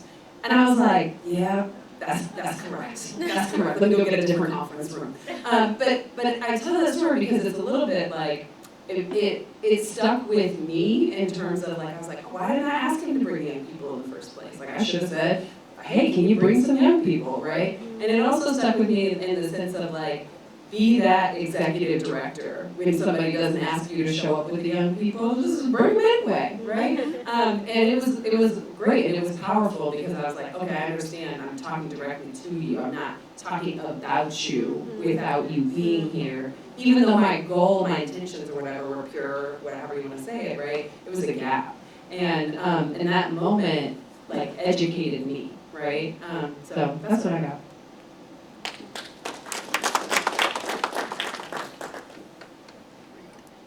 Thank you. First of all, I'm an old soul, so I have a problem dealing with the Gen Zs. Because of the way they text and react, you know, the LOLs and all those things, I'm still learning. But I was asked to speak at the National League of Cities in DC, and you have about 5,000 elected officials from the whole U.S. And then the city of Beaverton in Oregon sent 8 high schoolers. And I said, where are you guys from? They said, Beaverton. I said, what are you doing? Well, we are youth council. Youth council for who? And for what? And then they explained. I said, this is beautiful. That is what we call a succession plan. The only reason why business is sustainable is because they built a succession plan. You know, and, as an African man will say, there's not only wisdom, well, we don't have wisdom in only Andrew's head. So if Andrew should disappear, that wisdom should be passed on to another. I don't like to read my answers, but I'll read this one. Youth and young adult involvement is absolutely critical to the long-term sustainability of diaspora-led nonprofits. If organizations are meant to serve future generations, those generations must have a voice in shaping priorities, programming, and strategy. Without them, there's no future. Thank you so much. So we have one more question and I would open it up to the floor. We've spoken about youth. We've spoken about people coming to speak up. One thing, you know, I see around is the civic engagement part of the diaspora community. And it's like a two-way thing. We are scared to get involved politically, but we're also used as campaign toys. Only during election campaign do everyone wants to come to the Somalian event, do they want to come to this event? And when they win the election, we are an afterthought. So the question is a two-part. What would you say to the youth, to those about to be naturalized, to those that are American diaspora citizens, in terms of civic engagement, and also those that would like to run for office, but also from an elected perspective, what would you say is your commitment that goes beyond campaigning to us here in the room right now? I'll go ahead and jump in. Teasing here because I just can't track questions sometimes. So I think my first question to the youth is don't give up on these systems. We're in a system right now. There's very good reasons to not believe in it, but don't give up on it because it doesn't have to stay this way, and it only stays this way if you give up on it because there's nobody there to resist it, if you will. So that's kind of my first question or comment about civic engagement in general. It is very still Western European led and kind of structured, and that can be, look at me, I'm wearing this, I didn't wear a tie, but Arnie wanted to, got a tie on. So it's just one of those things like, that's not us. I'm looking at a beautiful sea of people, it's like, we don't get to do that. We can, but there's consequences, or at least something goes along with that is what I would say, but don't give up on that system. And then the flip side of that, in terms of, I think that's what is my personal commitment to it, I will just tell you, I had the honor of starting this morning up in Everett, it's Snohomish County, with 100 Black Men in Action. Brother Eric in the back there, I know him, Dr. Eric. I'm going to transition over to him to say that, yeah, it's great, so I did that, but let me use it as a different example. I invited Eric, I said, hey, I don't know if you made it up, it'd be great if you could. doing that because Eric and I go further back than we realized, which is just to say his wonderful organization, SAGE, again, don't give up on systems, SAGE leaders, is going to make their way up to our city, to our county, and I'm honored to say they're going to be working out of 2 locations that I'm connected to, which is just my way of saying, my commitment to you is, if you need something, I'm going to figure out how to track it down for you, or create it for you, or bum rush somebody who's got it to make sure they listen to you. You know, so in that regard, that's been mine, but also just showing up. We also have the honor of having Washington West African Center in our community. We also have a mosque that we do some work with, and so it's just making sure that they feel connected to our council. And for the record, Wscacl is not in Mount Terrace. That's a good sign for me. They do that at council for me too. I never listen to it, they do it. But that said, you know, making sure that it isn't just staying focused on the people you know, but trying to branch out, which is quite frankly, I'm here. I was supposed to be in Bellevue. Sibo has walked into the room, and Sibo reached out to me, and then the executive director had a comment for me, and now I'm here because I said I need to rearrange my day to be here because the thing in Bellevue wasn't us, so I'm just keeping that simple.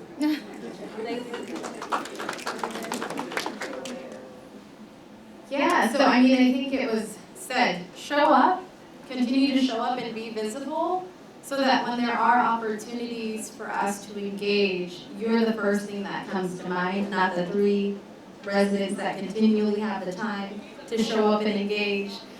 And invite us into your space is what I would say. In our council, all of us work full time and are raising families. And so time is unfortunately limited. I, like Mayor Woodward, I'm very intentional about responding to emails, and I will show up. I will go out to coffee, I'll come to your community center, I'll come to your event, and try to learn about your mission and what you're seeking, and try to connect you to the correct resource if it's outside of the city. But not everyone will do that, just being honest. And so, yeah, my advice is just to continue to show up and invite us into your space. Demand that we see the value that you bring. Some of us know it already because we see it, we come from it, but others may not. And so hold us accountable to showing up, to delivering, to making those investments. As I said earlier, come with data, come with a clear policy ask. Come with people. We cannot deny if there's a room full of 50 people saying we live here, we pay taxes, and all the things that people come when they come to public comment, and make your policy ask. Because as a council member, if I don't have time, I promise you I will direct our city manager to make time. I will direct him to direct his directors and managers and coordinators to make time. And I will commit to following up to ensure that whatever we said we were going to do, we will do and it meets the needs of our community. And so I would say to our youth, there are people who care, there are people who listen, and there are people who are willing to move forth your vision. I keep looking over there. But so just tell us what you need, and there are many of us who are willing to listen and to make it happen. So, thanks. I was ready. Okay, I'll add to that 100% to what was already said. Maybe I'll take the campaign side of it, because I think that was part of the question too, was like, for folks who are thinking about running for office. And I'll say, I'm here, I think I'm the most recently elected person. Maybe y'all all been in your roles, but anyway, I've been, whatever, I think I am. But I never thought I was gonna run for office. Like when I was a young person, I got back on the right track is what I'm gonna say, right? I mean, I had some real struggles, and through a lot of mentorship and support and et cetera, I got back on the right track. That was never a sure thing, right? Like, my mother, when I talked to her about where I'm at today, she's like, "Ooh, okay, well, thank God." And I don't think my 17-year-old self would have imagined this future for me, right? And yet here I am. And I think about that a lot, not just for young people, but for anybody in the room who's felt like, yeah, I want to see this system work differently, but I'm not sure if office is right for me, or if I'm not sure if I can do it. You can do it, right? And there are, and I think all of us are probably, part of a story like that. And there's organizations out there that do training on how to run for office and how to get you prepared, training on how to do fundraising. There's organizations, the one that I used to run, we would fundraise for candidates. We would help direct donors to move money to specifically candidates of color running for office in Washington State. So I would just say if that thought has ever crossed your mind, like I want to go from behind the scenes to making the decisions, I would love to talk to you. And there's a lot of opportunity there.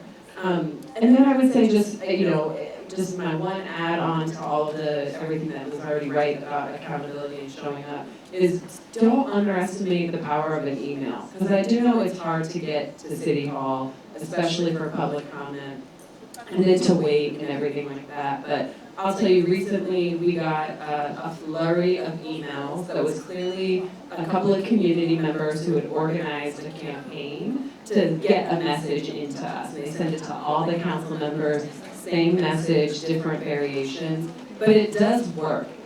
So just, I think, don't underestimate that in terms of the accessibility.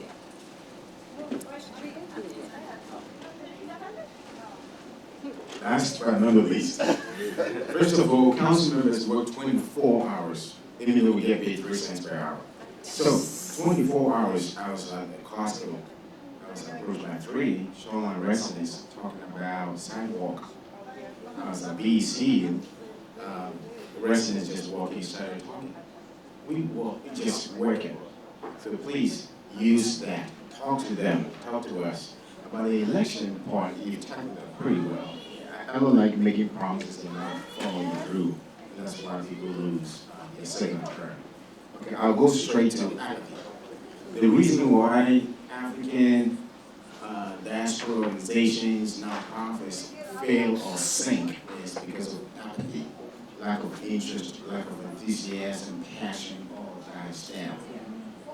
Ladies and gentlemen, on Monday, February 23rd, at Shoreline City Hall, we're going to pass a resolution. I can say we will have close to 80 people there. All of them are white. My people, same color as me, white. None of our people are going to show up. That's my concern. So we cannot complain and not show up. We can't complain and take no action. You guys have been civil. Let me deal with my people. So that's the point. 80 people are going to show up on Monday. Public comments, we can sit through for close to an hour. And it is the other side of the people. So what are we doing there? Question for you. Thank you. Thank you so much, everyone. Thank you, Deputy Mayor Yvette. Thank you, Mayor State. Thank you, Deputy Mayor Negose, and thank you, City Council Member Foster. We've heard when you show up, we get things changed. And I want to apologize, we don't have enough time for questions, but if you have any question, or if you'd like to invite them for any of your events, we have their contact and you can also reach out to them. One thing we heard so much today was coalition building.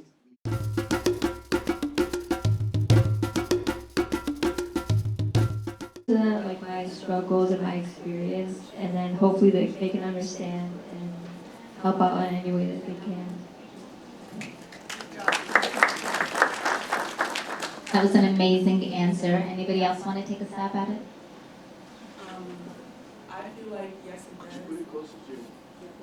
I feel like yes it does because where they come from, my mom is from Gambia. It's like you see it. You're kind everywhere you see your kind everywhere. There's people that look like you everywhere, but us growing up here, it's like when you're trying to explain it to them, they make it seem like, well, I'm not saying it, but they like, you're trying to explain, but like when you get angry, they would try to say like, I guess talking back or whatever, and then you get frustrated, I guess, trying to explain, and then it's just, that's where it ends. You don't really, yeah, I guess you don't really get anywhere.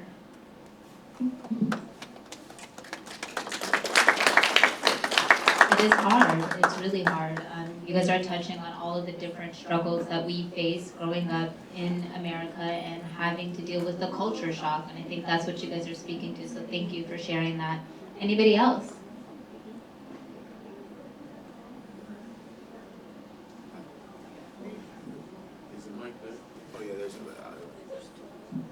Yeah, I was gonna say off of that, like the microaggressions, like not to take anything away from my parents, they taught me a lot, but like I kind of have to guide myself and like teach myself how to react to that, to someone just like, you know, asking to, I can't think of it, like touching my hair or like just like trying to like, I don't know, trying to say something slick or just like teach myself how to react to that, just like, dusting off your shoulder, making sure you don't give them the reaction that some of those people want.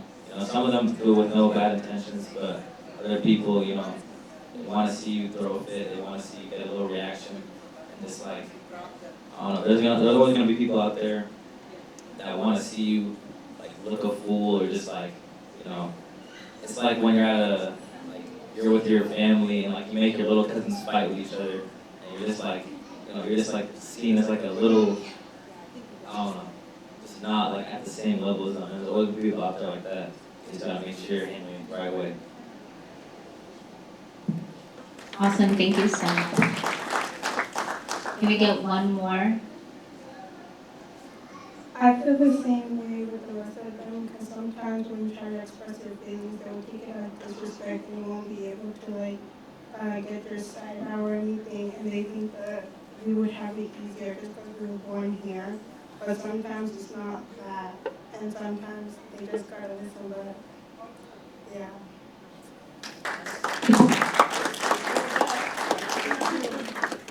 Thank you, everybody. Anybody else want to answer the question before we move on? We're in no rush, so if you have something you want to share, please, we want to hear what you have to say. Just to briefly add on to that point, I think one, like the way that people are raised in Africa versus raised in America is completely different, especially when it comes to what signs are respectful and what things are come off as disrespectful that may not intentionally be disrespect. And I think that's just like a big culture adjustment, especially because in America it's more, I'll just say, sometimes you're at the store and you see some kids yelling at their parents, and so like that definitely, and then they'll go undisciplined. Like, so there's some people like in America who kind of raise their kids like that. Then I know from what my mom tells me about back home and being in Africa, there's more. Sometimes it can be strict, or there's kind of rougher standards. Like you don't do this, you don't say this, and you give with your right hand, not with your left. That kind of things like that, and I kind of had to learn that throughout, just kind of as the situation comes up, because I wasn't like trained with those kinds of cultural customs of like even some of the tiniest things I never thought were a big deal. And I think on the other hand too, when it comes to the racial systems, I think like coming from a country where you're in the majority to coming one, especially in the Pacific Northwest, where a lot of the racism is like implicit and not really being aware of that, and kind of having to come to that realization way later that, oh, this was a microaggression, or that was pretty disrespectful or out of pocket.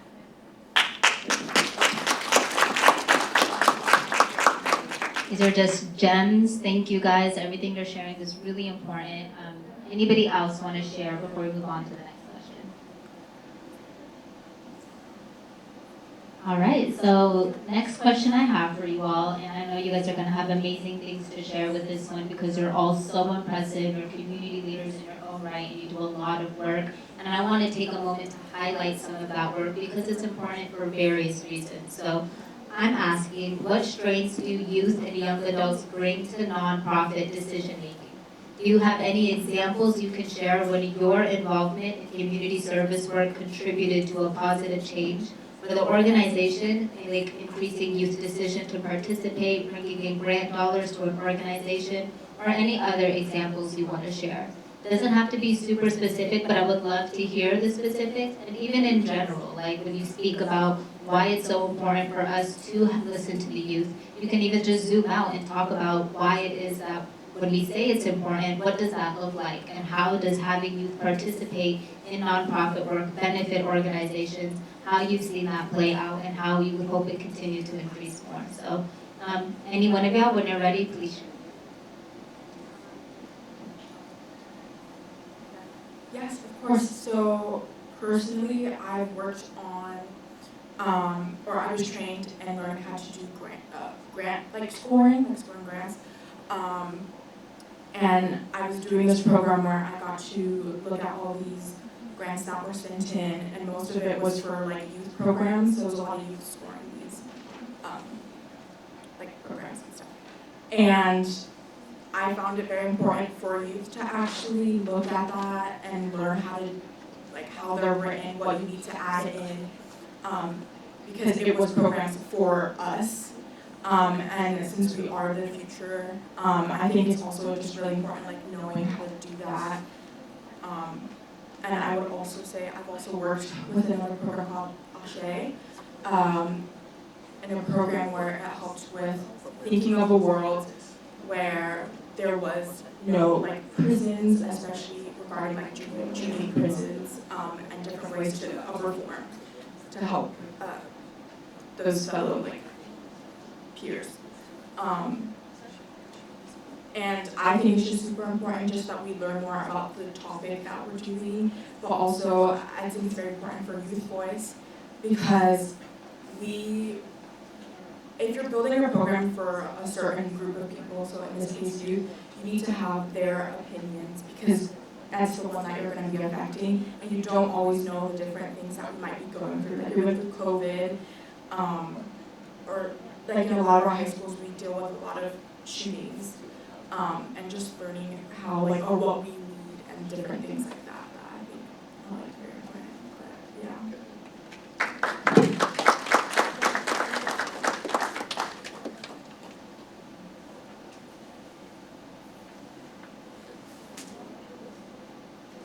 I think on a more broad scale that having youth voices just adds lived experience, and especially growing up now, this generation is very different from the generation our parents grew up in, and I feel that we've gone through a lot of different things that they've gone through, kind of what Jafia said, just shootings, and also youth mental health, and trying to delete that stigma and talk more about this mental health and just other issues that we go on the daily as youth.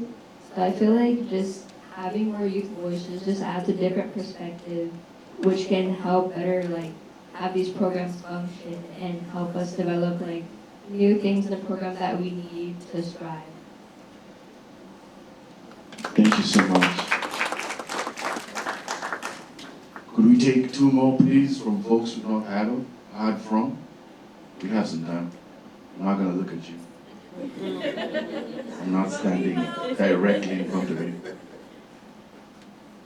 Let's give them some encouragement, you guys.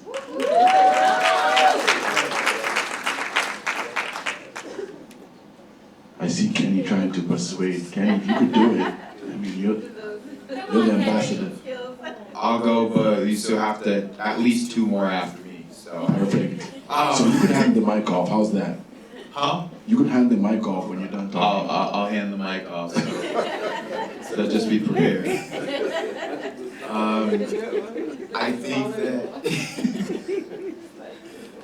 I think for youth, I think one of the biggest things we need is a voice at the table. And with personally, I think every nonprofit, and most of them specialize towards youth and family anyways, I think each nonprofit board should have at least one youth seat. And I think that depending on how big the board is, either 1, 2, or 3 seats, depending on how that fits with the structure, but that's where a lot of decisions are made, that's where a lot of opinions are provided, and I think that can help instead of board members having to be, being unsure, trying to speculate on what the youth are thinking or kind of what's going on in the moment. And I think more involvement in these organizations. I think we need whether there's little jobs or just opportunities, getting involved for events and just giving people a task. As community elder Dawn Mason likes to say, she's not here, but this is a quote that always stays with me, that kids aren't bad, they're bored. And so I think that the problem in our community is, in all of our communities that are suffering, is not that the kids are bad, but they're bored. What can we do to fix that? Giving more leadership opportunities, giving people a chance to have their voice their opinions and be part of that decision making, and they'll grow into that responsibility. Being able to work with other youth, work with adults, and trying to get ready for that adult world, because a lot of the issues we are dealing with are adult problems with like school shootings in our neighborhoods and in our communities, not knowing how to, a big mental health crisis right now, especially with social media, and a lot of other issues that our generation specifically has just been thrusted upon us. And so I think that giving youth the tools and something to do, an outlet, or like a few weeks ago, there were youth that organized anti-ICE protests and marched down to City Hall, and like thousands and thousands of students. And so I think that's an action that shows that youth are ready to meet the moment and to better our communities. Thanks, Kenny. I think that the youth are important because for like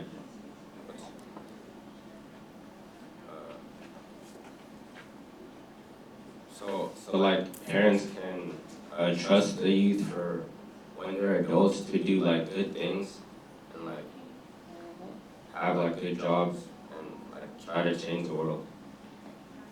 Thank you, sir. I think that listening to the youth is important because the youth has different perspectives than parents, and it can better the future. Thank you, Jeremy. Appreciate you. We have time for one more question. Has someone not gone to speak? I'm not going to put you in the spot. I love your hair, by the way. So that's you in the middle. You could open us up with this question because I'm very curious to hear your answer. How many of you do dishes at home chores? African students, I know you guys do. Okay. And how many of you take care of your siblings? Okay.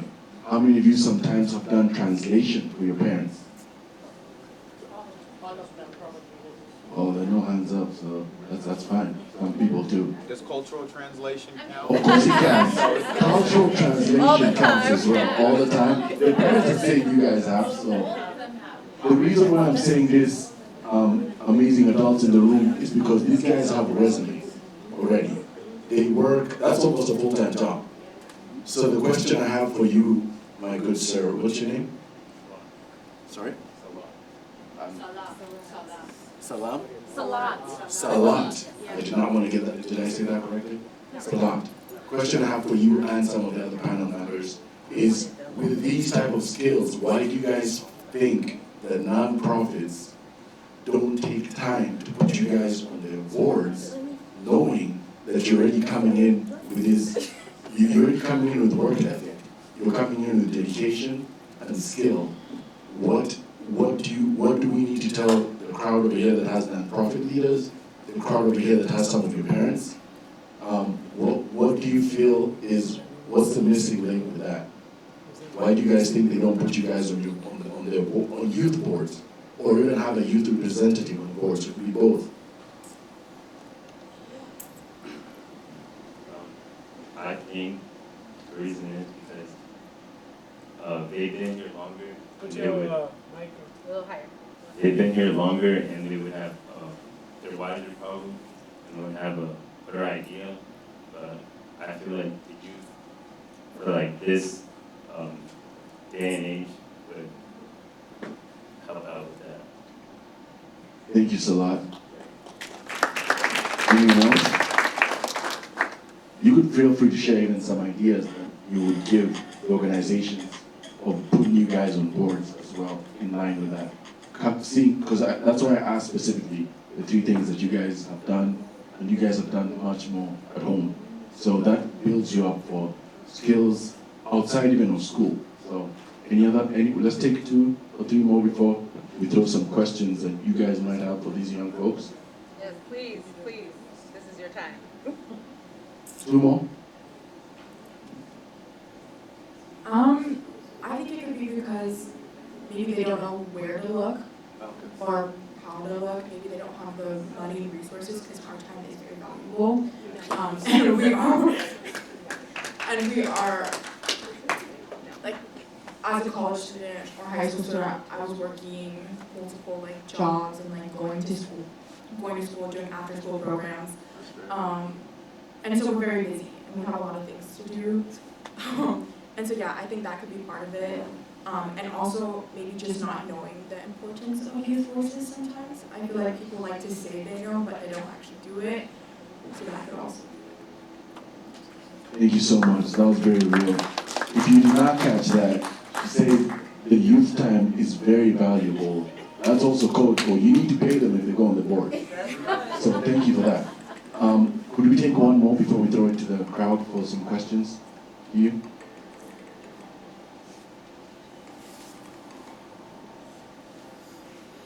Not anybody in specific, or any communities in specific, but there's also been, like, you can see some, like, pride, too, of, like, you know, I don't need to pass the torch, you know, we're already doing fine, you know, these kids don't know what they're saying, don't know what they're doing, but I meet with I'm an intern, and I've written grants, and I've done, like, I'm on, like, executive committees and stuff, but I have this one supervisor, and every time I see him, he says, like, what do you see, what do you hear this week?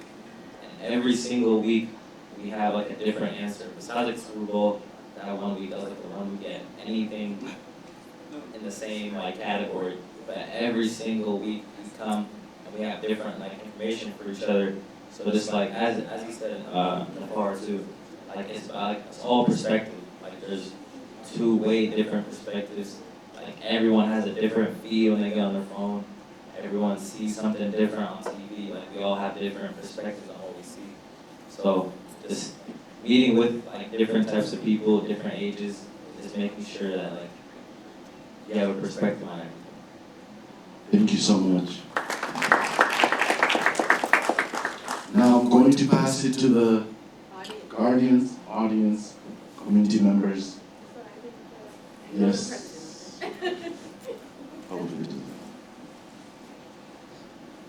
There you go. Good afternoon, everyone. My name is Edson. I'm a president of Angolan community. It's my first time being around community leaders. And first, I want to give a word of encouragement.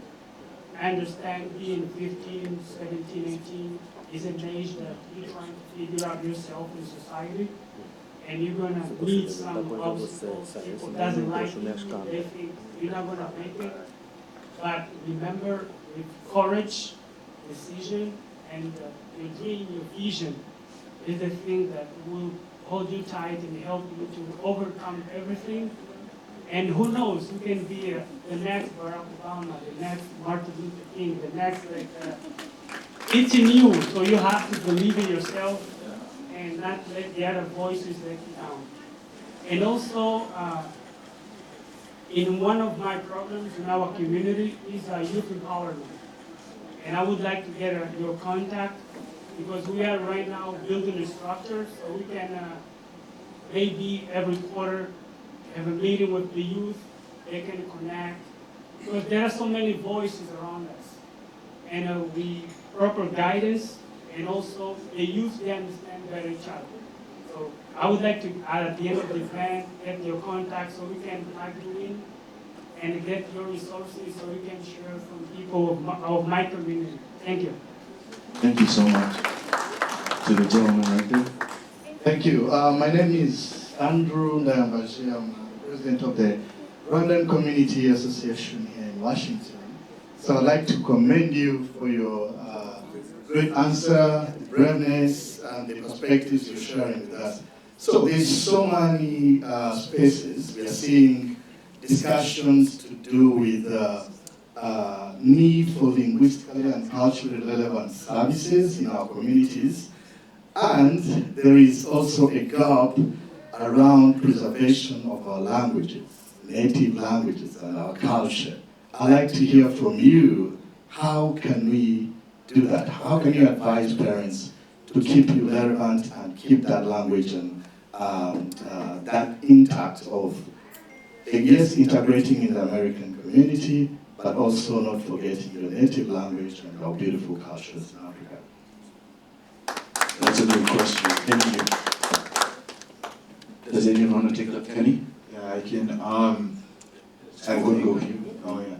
I think for the preservation of our languages and culture, one of the things that we as a community should really organize behind is having trips to Africa, whether it's sending like every year, every few months, sending new groups of youth to specific countries, and whether like different organizations can take over the country that they mainly serve and send youth to that country, go to the city, go see the villages, go see the greatness of Africa and our culture before 1619, because that's like the true Africa, the authentic motherland. And so that's number one.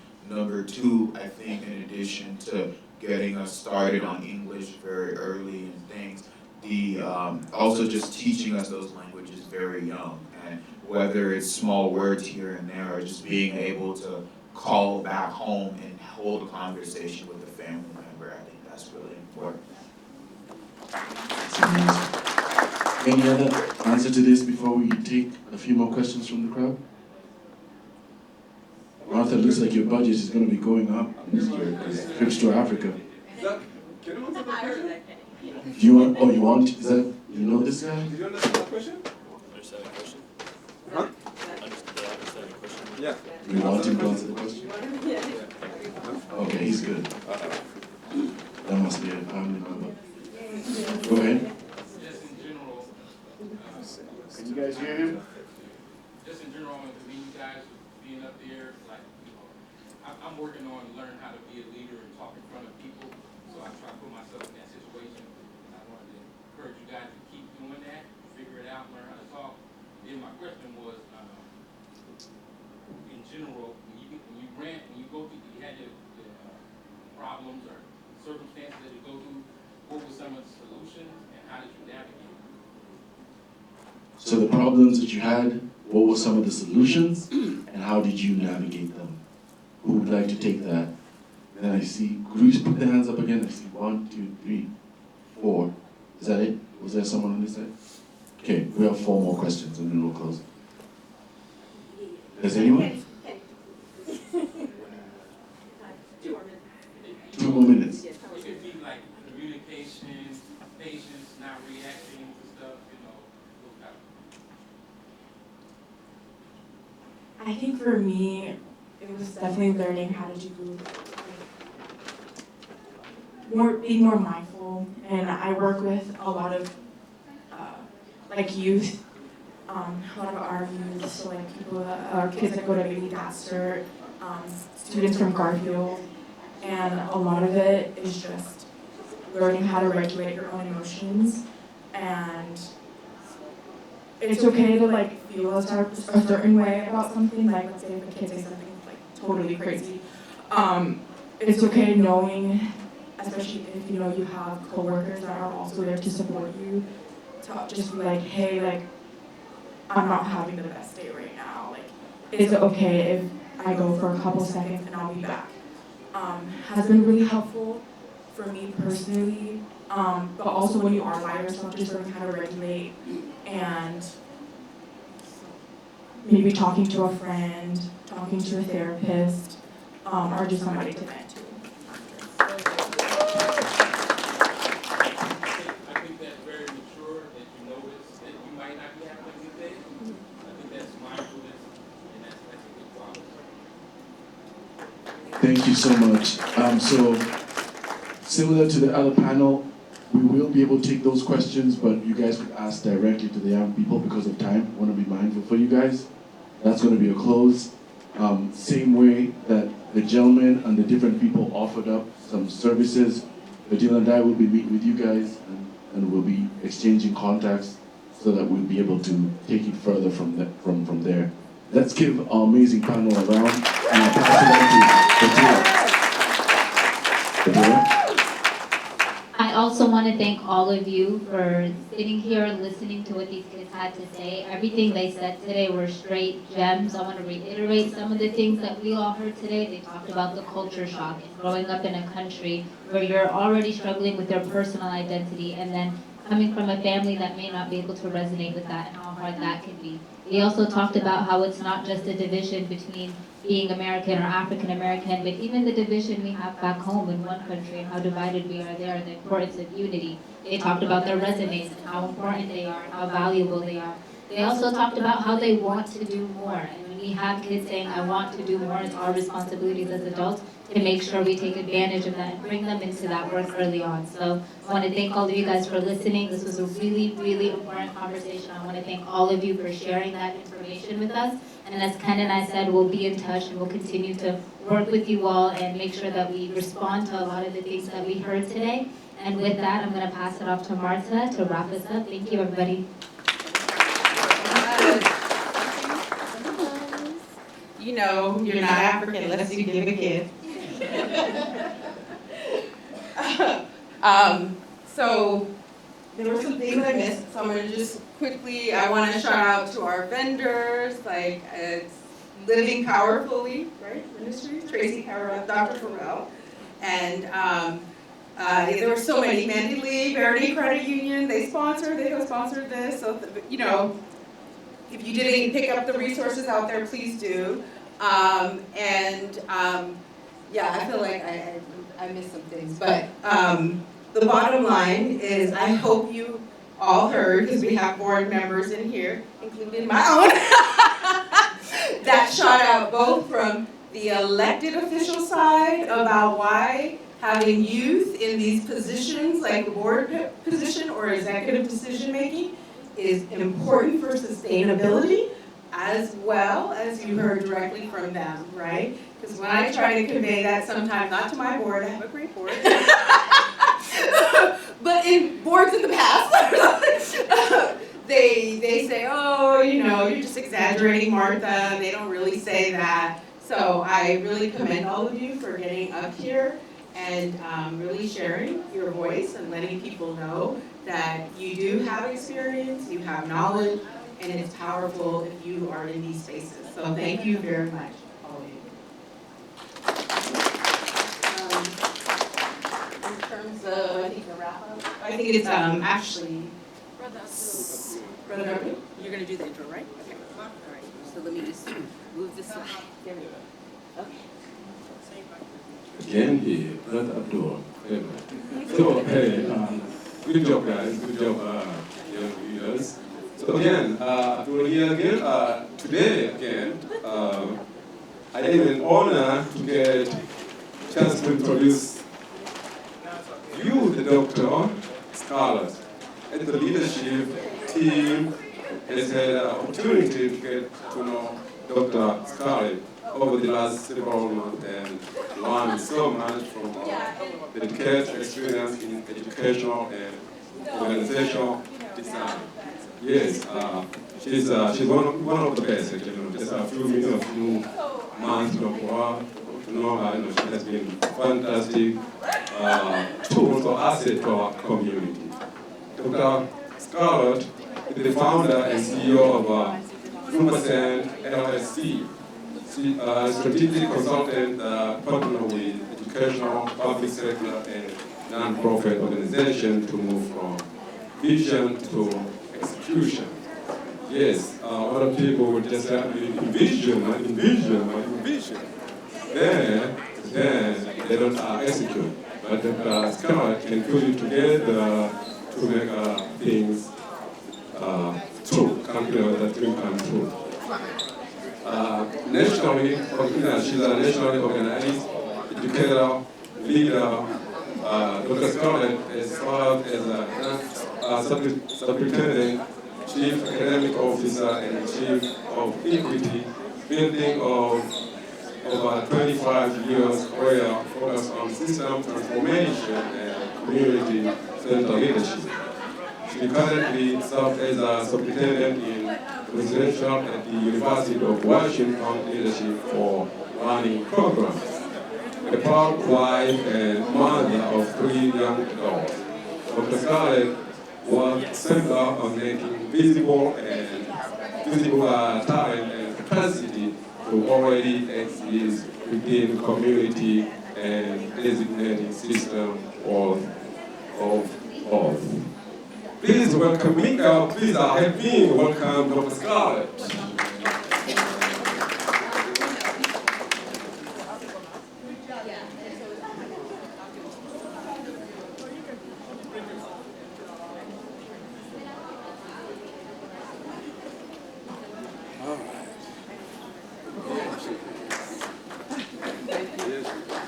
Good afternoon. So sorry. Leaving to me to use the restroom like right before I'm supposed to speak.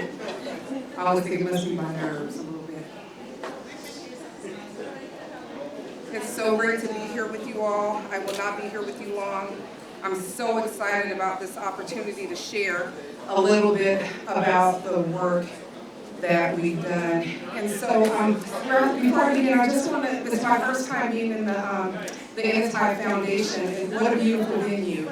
And so it is just so beautifully set up, and so it's great to have this. And also thinking about the fact that we're gathering on the ancestral lands of the Coast Salish people, whose stewardship continues even today. And as an African diaspora community, we recognize the intertwined histories of indigenous dispossession of their land, the stolen land, and then the African enslavement, stolen people that shaped this nation. So we honor those histories by committing ourselves to service, collective advancement, and also shared responsibility.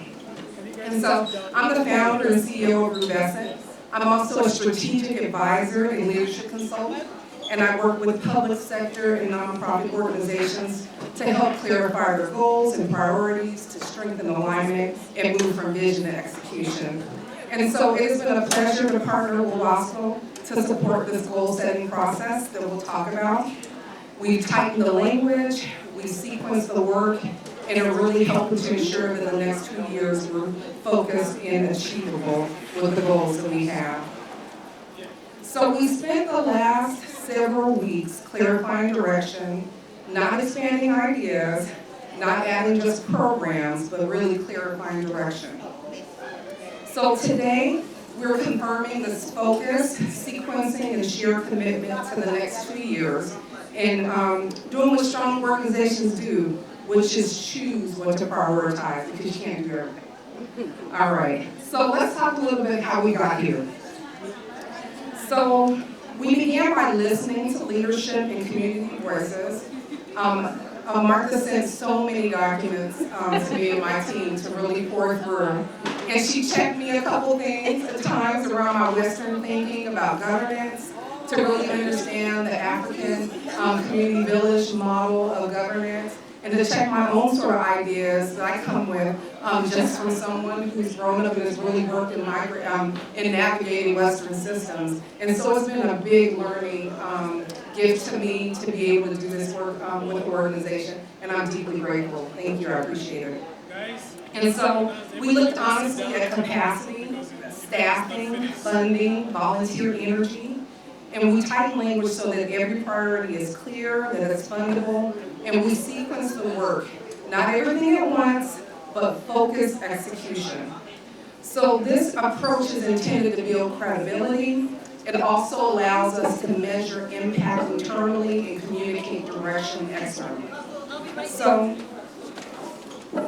the first priority is around housing stability. And so housing stability is foundational. And I remember we had all of these different priorities, and everybody had an opportunity to choose 3 of them.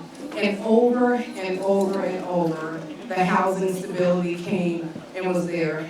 And so I think about housing here in Washington State. I just got off a flight from St. Louis, Missouri, and the housing market, I just got back last night. It's so different there than here in Seattle. Affordable housing in Washington State, or particularly Western Washington, is a huge challenge. And not only owning homes, but actually you can end up being the working poor. Where you work, you still make wages, but you can't afford to live. And so maybe you have to live in double-up houses with other people. And so how do we move toward past that? And so we landed on this goal, or priority, that by June 2028, we aim to support 150 households for sustained housing stability through coordinated rental assistance, housing navigation, and case management. So this is not short-term relief. We really talked about coordinated support. Being stabilized isn't just 3 months. It's not just 6 months. We talked about what does it mean for a year of stabilized housing for families. And so when housing is stable, then families stabilize, children stabilize, and economic participation stabilizes. And so I'm a former superintendent, and I worked in Seattle schools for 24 years before being a superintendent. And what I do know is that, thank you, I know that problems come bundled, and that we cannot solve education issues if children are not housed, if they're hungry, if they have health conditions. And so I'm obsessed with how we work across the sector, how do we work with community in order to solve persistent issues. And so this priority really addresses the immediate need with structured support. So that's the first priority. The second one is civic engagement, and these young people are not all sitting up here again, but give them another hand. Wow. I think about being 14, 15, 16, 20, not being able to get up and speak in the ways that these young people are in their consciousness. So I'm so proud of their parents and for the community, because we know it's not just our parents. We are a reflection of the community that we're entrusted with as well. And so those young people, what they were doing right there is that model of civic engagement. And so civic engagement is intended to strengthen voice and influence. So by June 2028, we aim to expand civic participation among 500 members of the African diaspora community. This includes voter education, leadership development, and civic action. Engagement must translate into influence. I'm going to say that again. If you're engaged and you're not influencing anything, then there's a problem. So engagement must translate into influence. When our communities participate in policy and local governance, outcomes shift. And that's what our elected officials spoke about earlier. And so this priority is intended to strengthen long-term representation. They say if you're not at the table, then you're on the menu. And you have to be at the table. All right. So the third priority is around economic empowerment. And so economic empowerment builds long-term stability.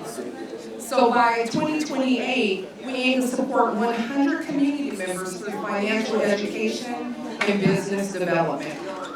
This includes financial literacy, mentorship, and small business support. Now, economic participation strengthens families, and it also reinvests in community.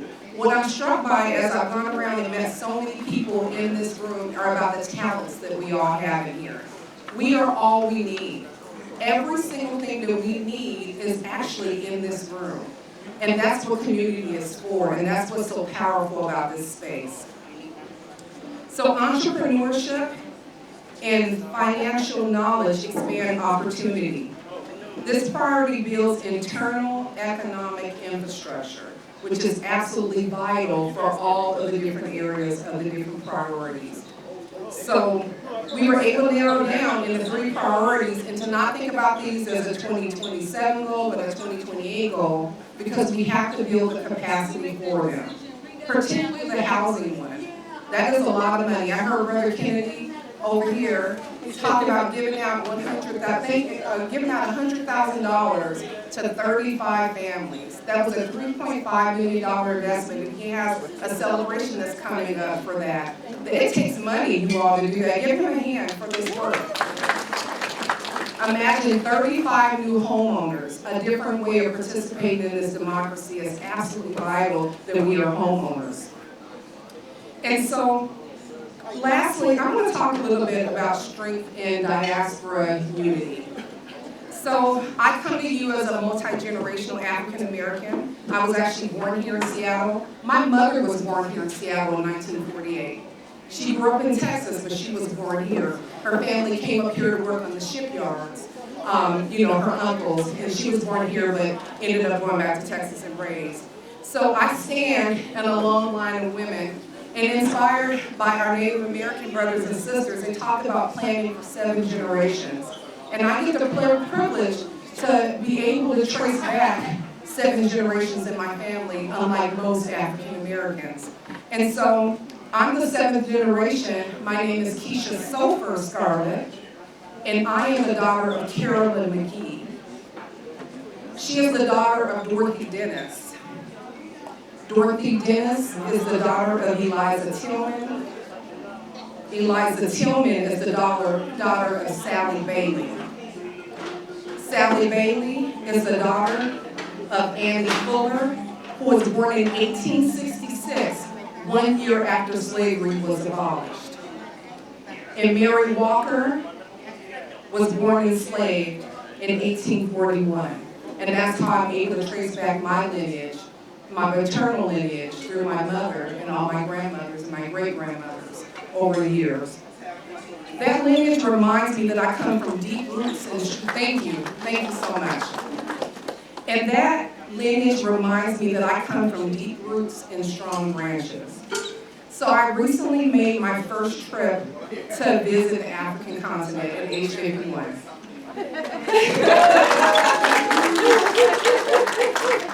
And I traveled to Ghana, to Accra, and then I visited Rwanda. And so you may or may not know that Martha's my best friend. We were friends in high school, and her family made me an honorary Ethiopian in 1992. I can get down, I know how to make Dorolet and chips and all the things.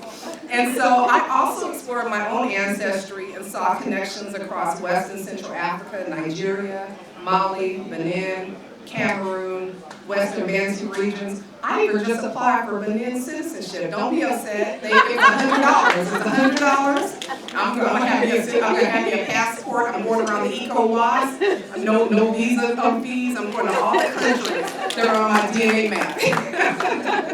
And so that journey for me was a return of sorts.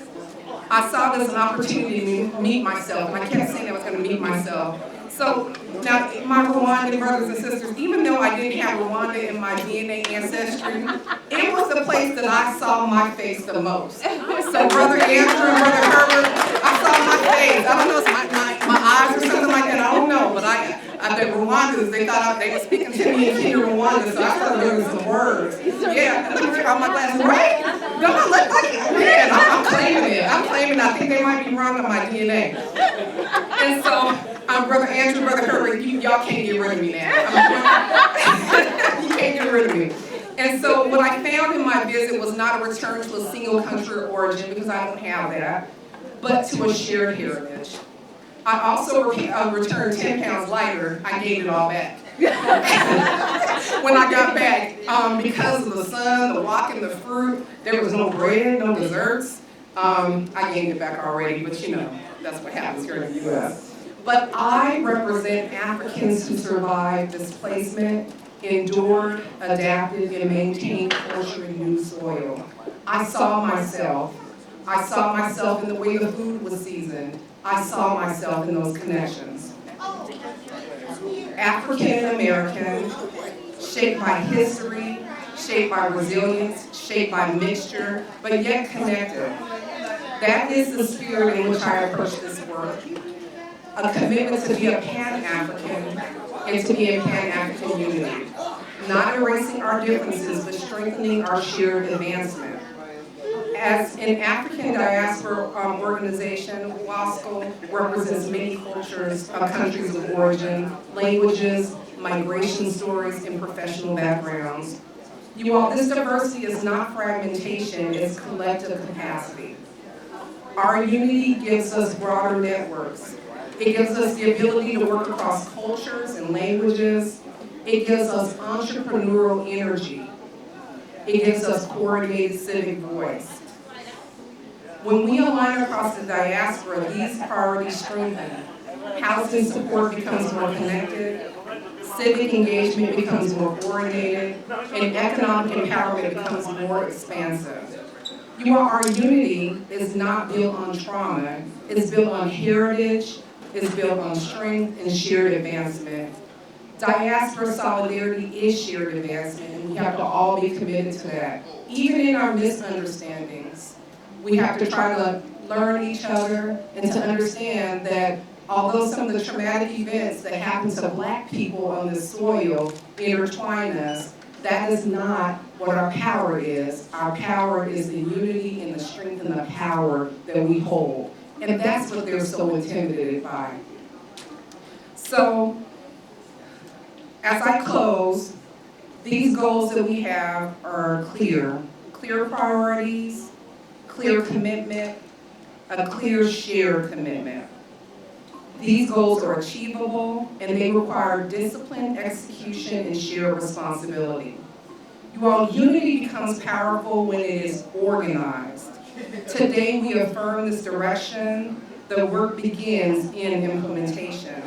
So I want to thank you all for service to our community because this is how we honor one another. When we work collectively, our impact reaches further than any one organization or leader can do alone. Thank you so much.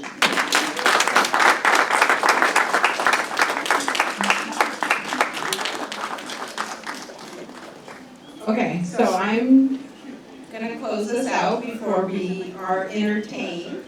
And I think, Kennedy, you have an event coming up, right? Yes. And I think, Eric, did you have an event or referral? And Mo, did you have anything that you wanted to share in terms of referral or event? Oh, yeah. Yeah. So you guys can stand up and share.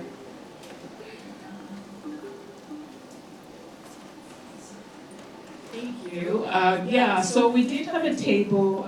We packed up our stuff, but I wanted to share about the program that we do as a Wscacl. This was an Association of Zambians in Seattle, which is a founding member of Wscacl.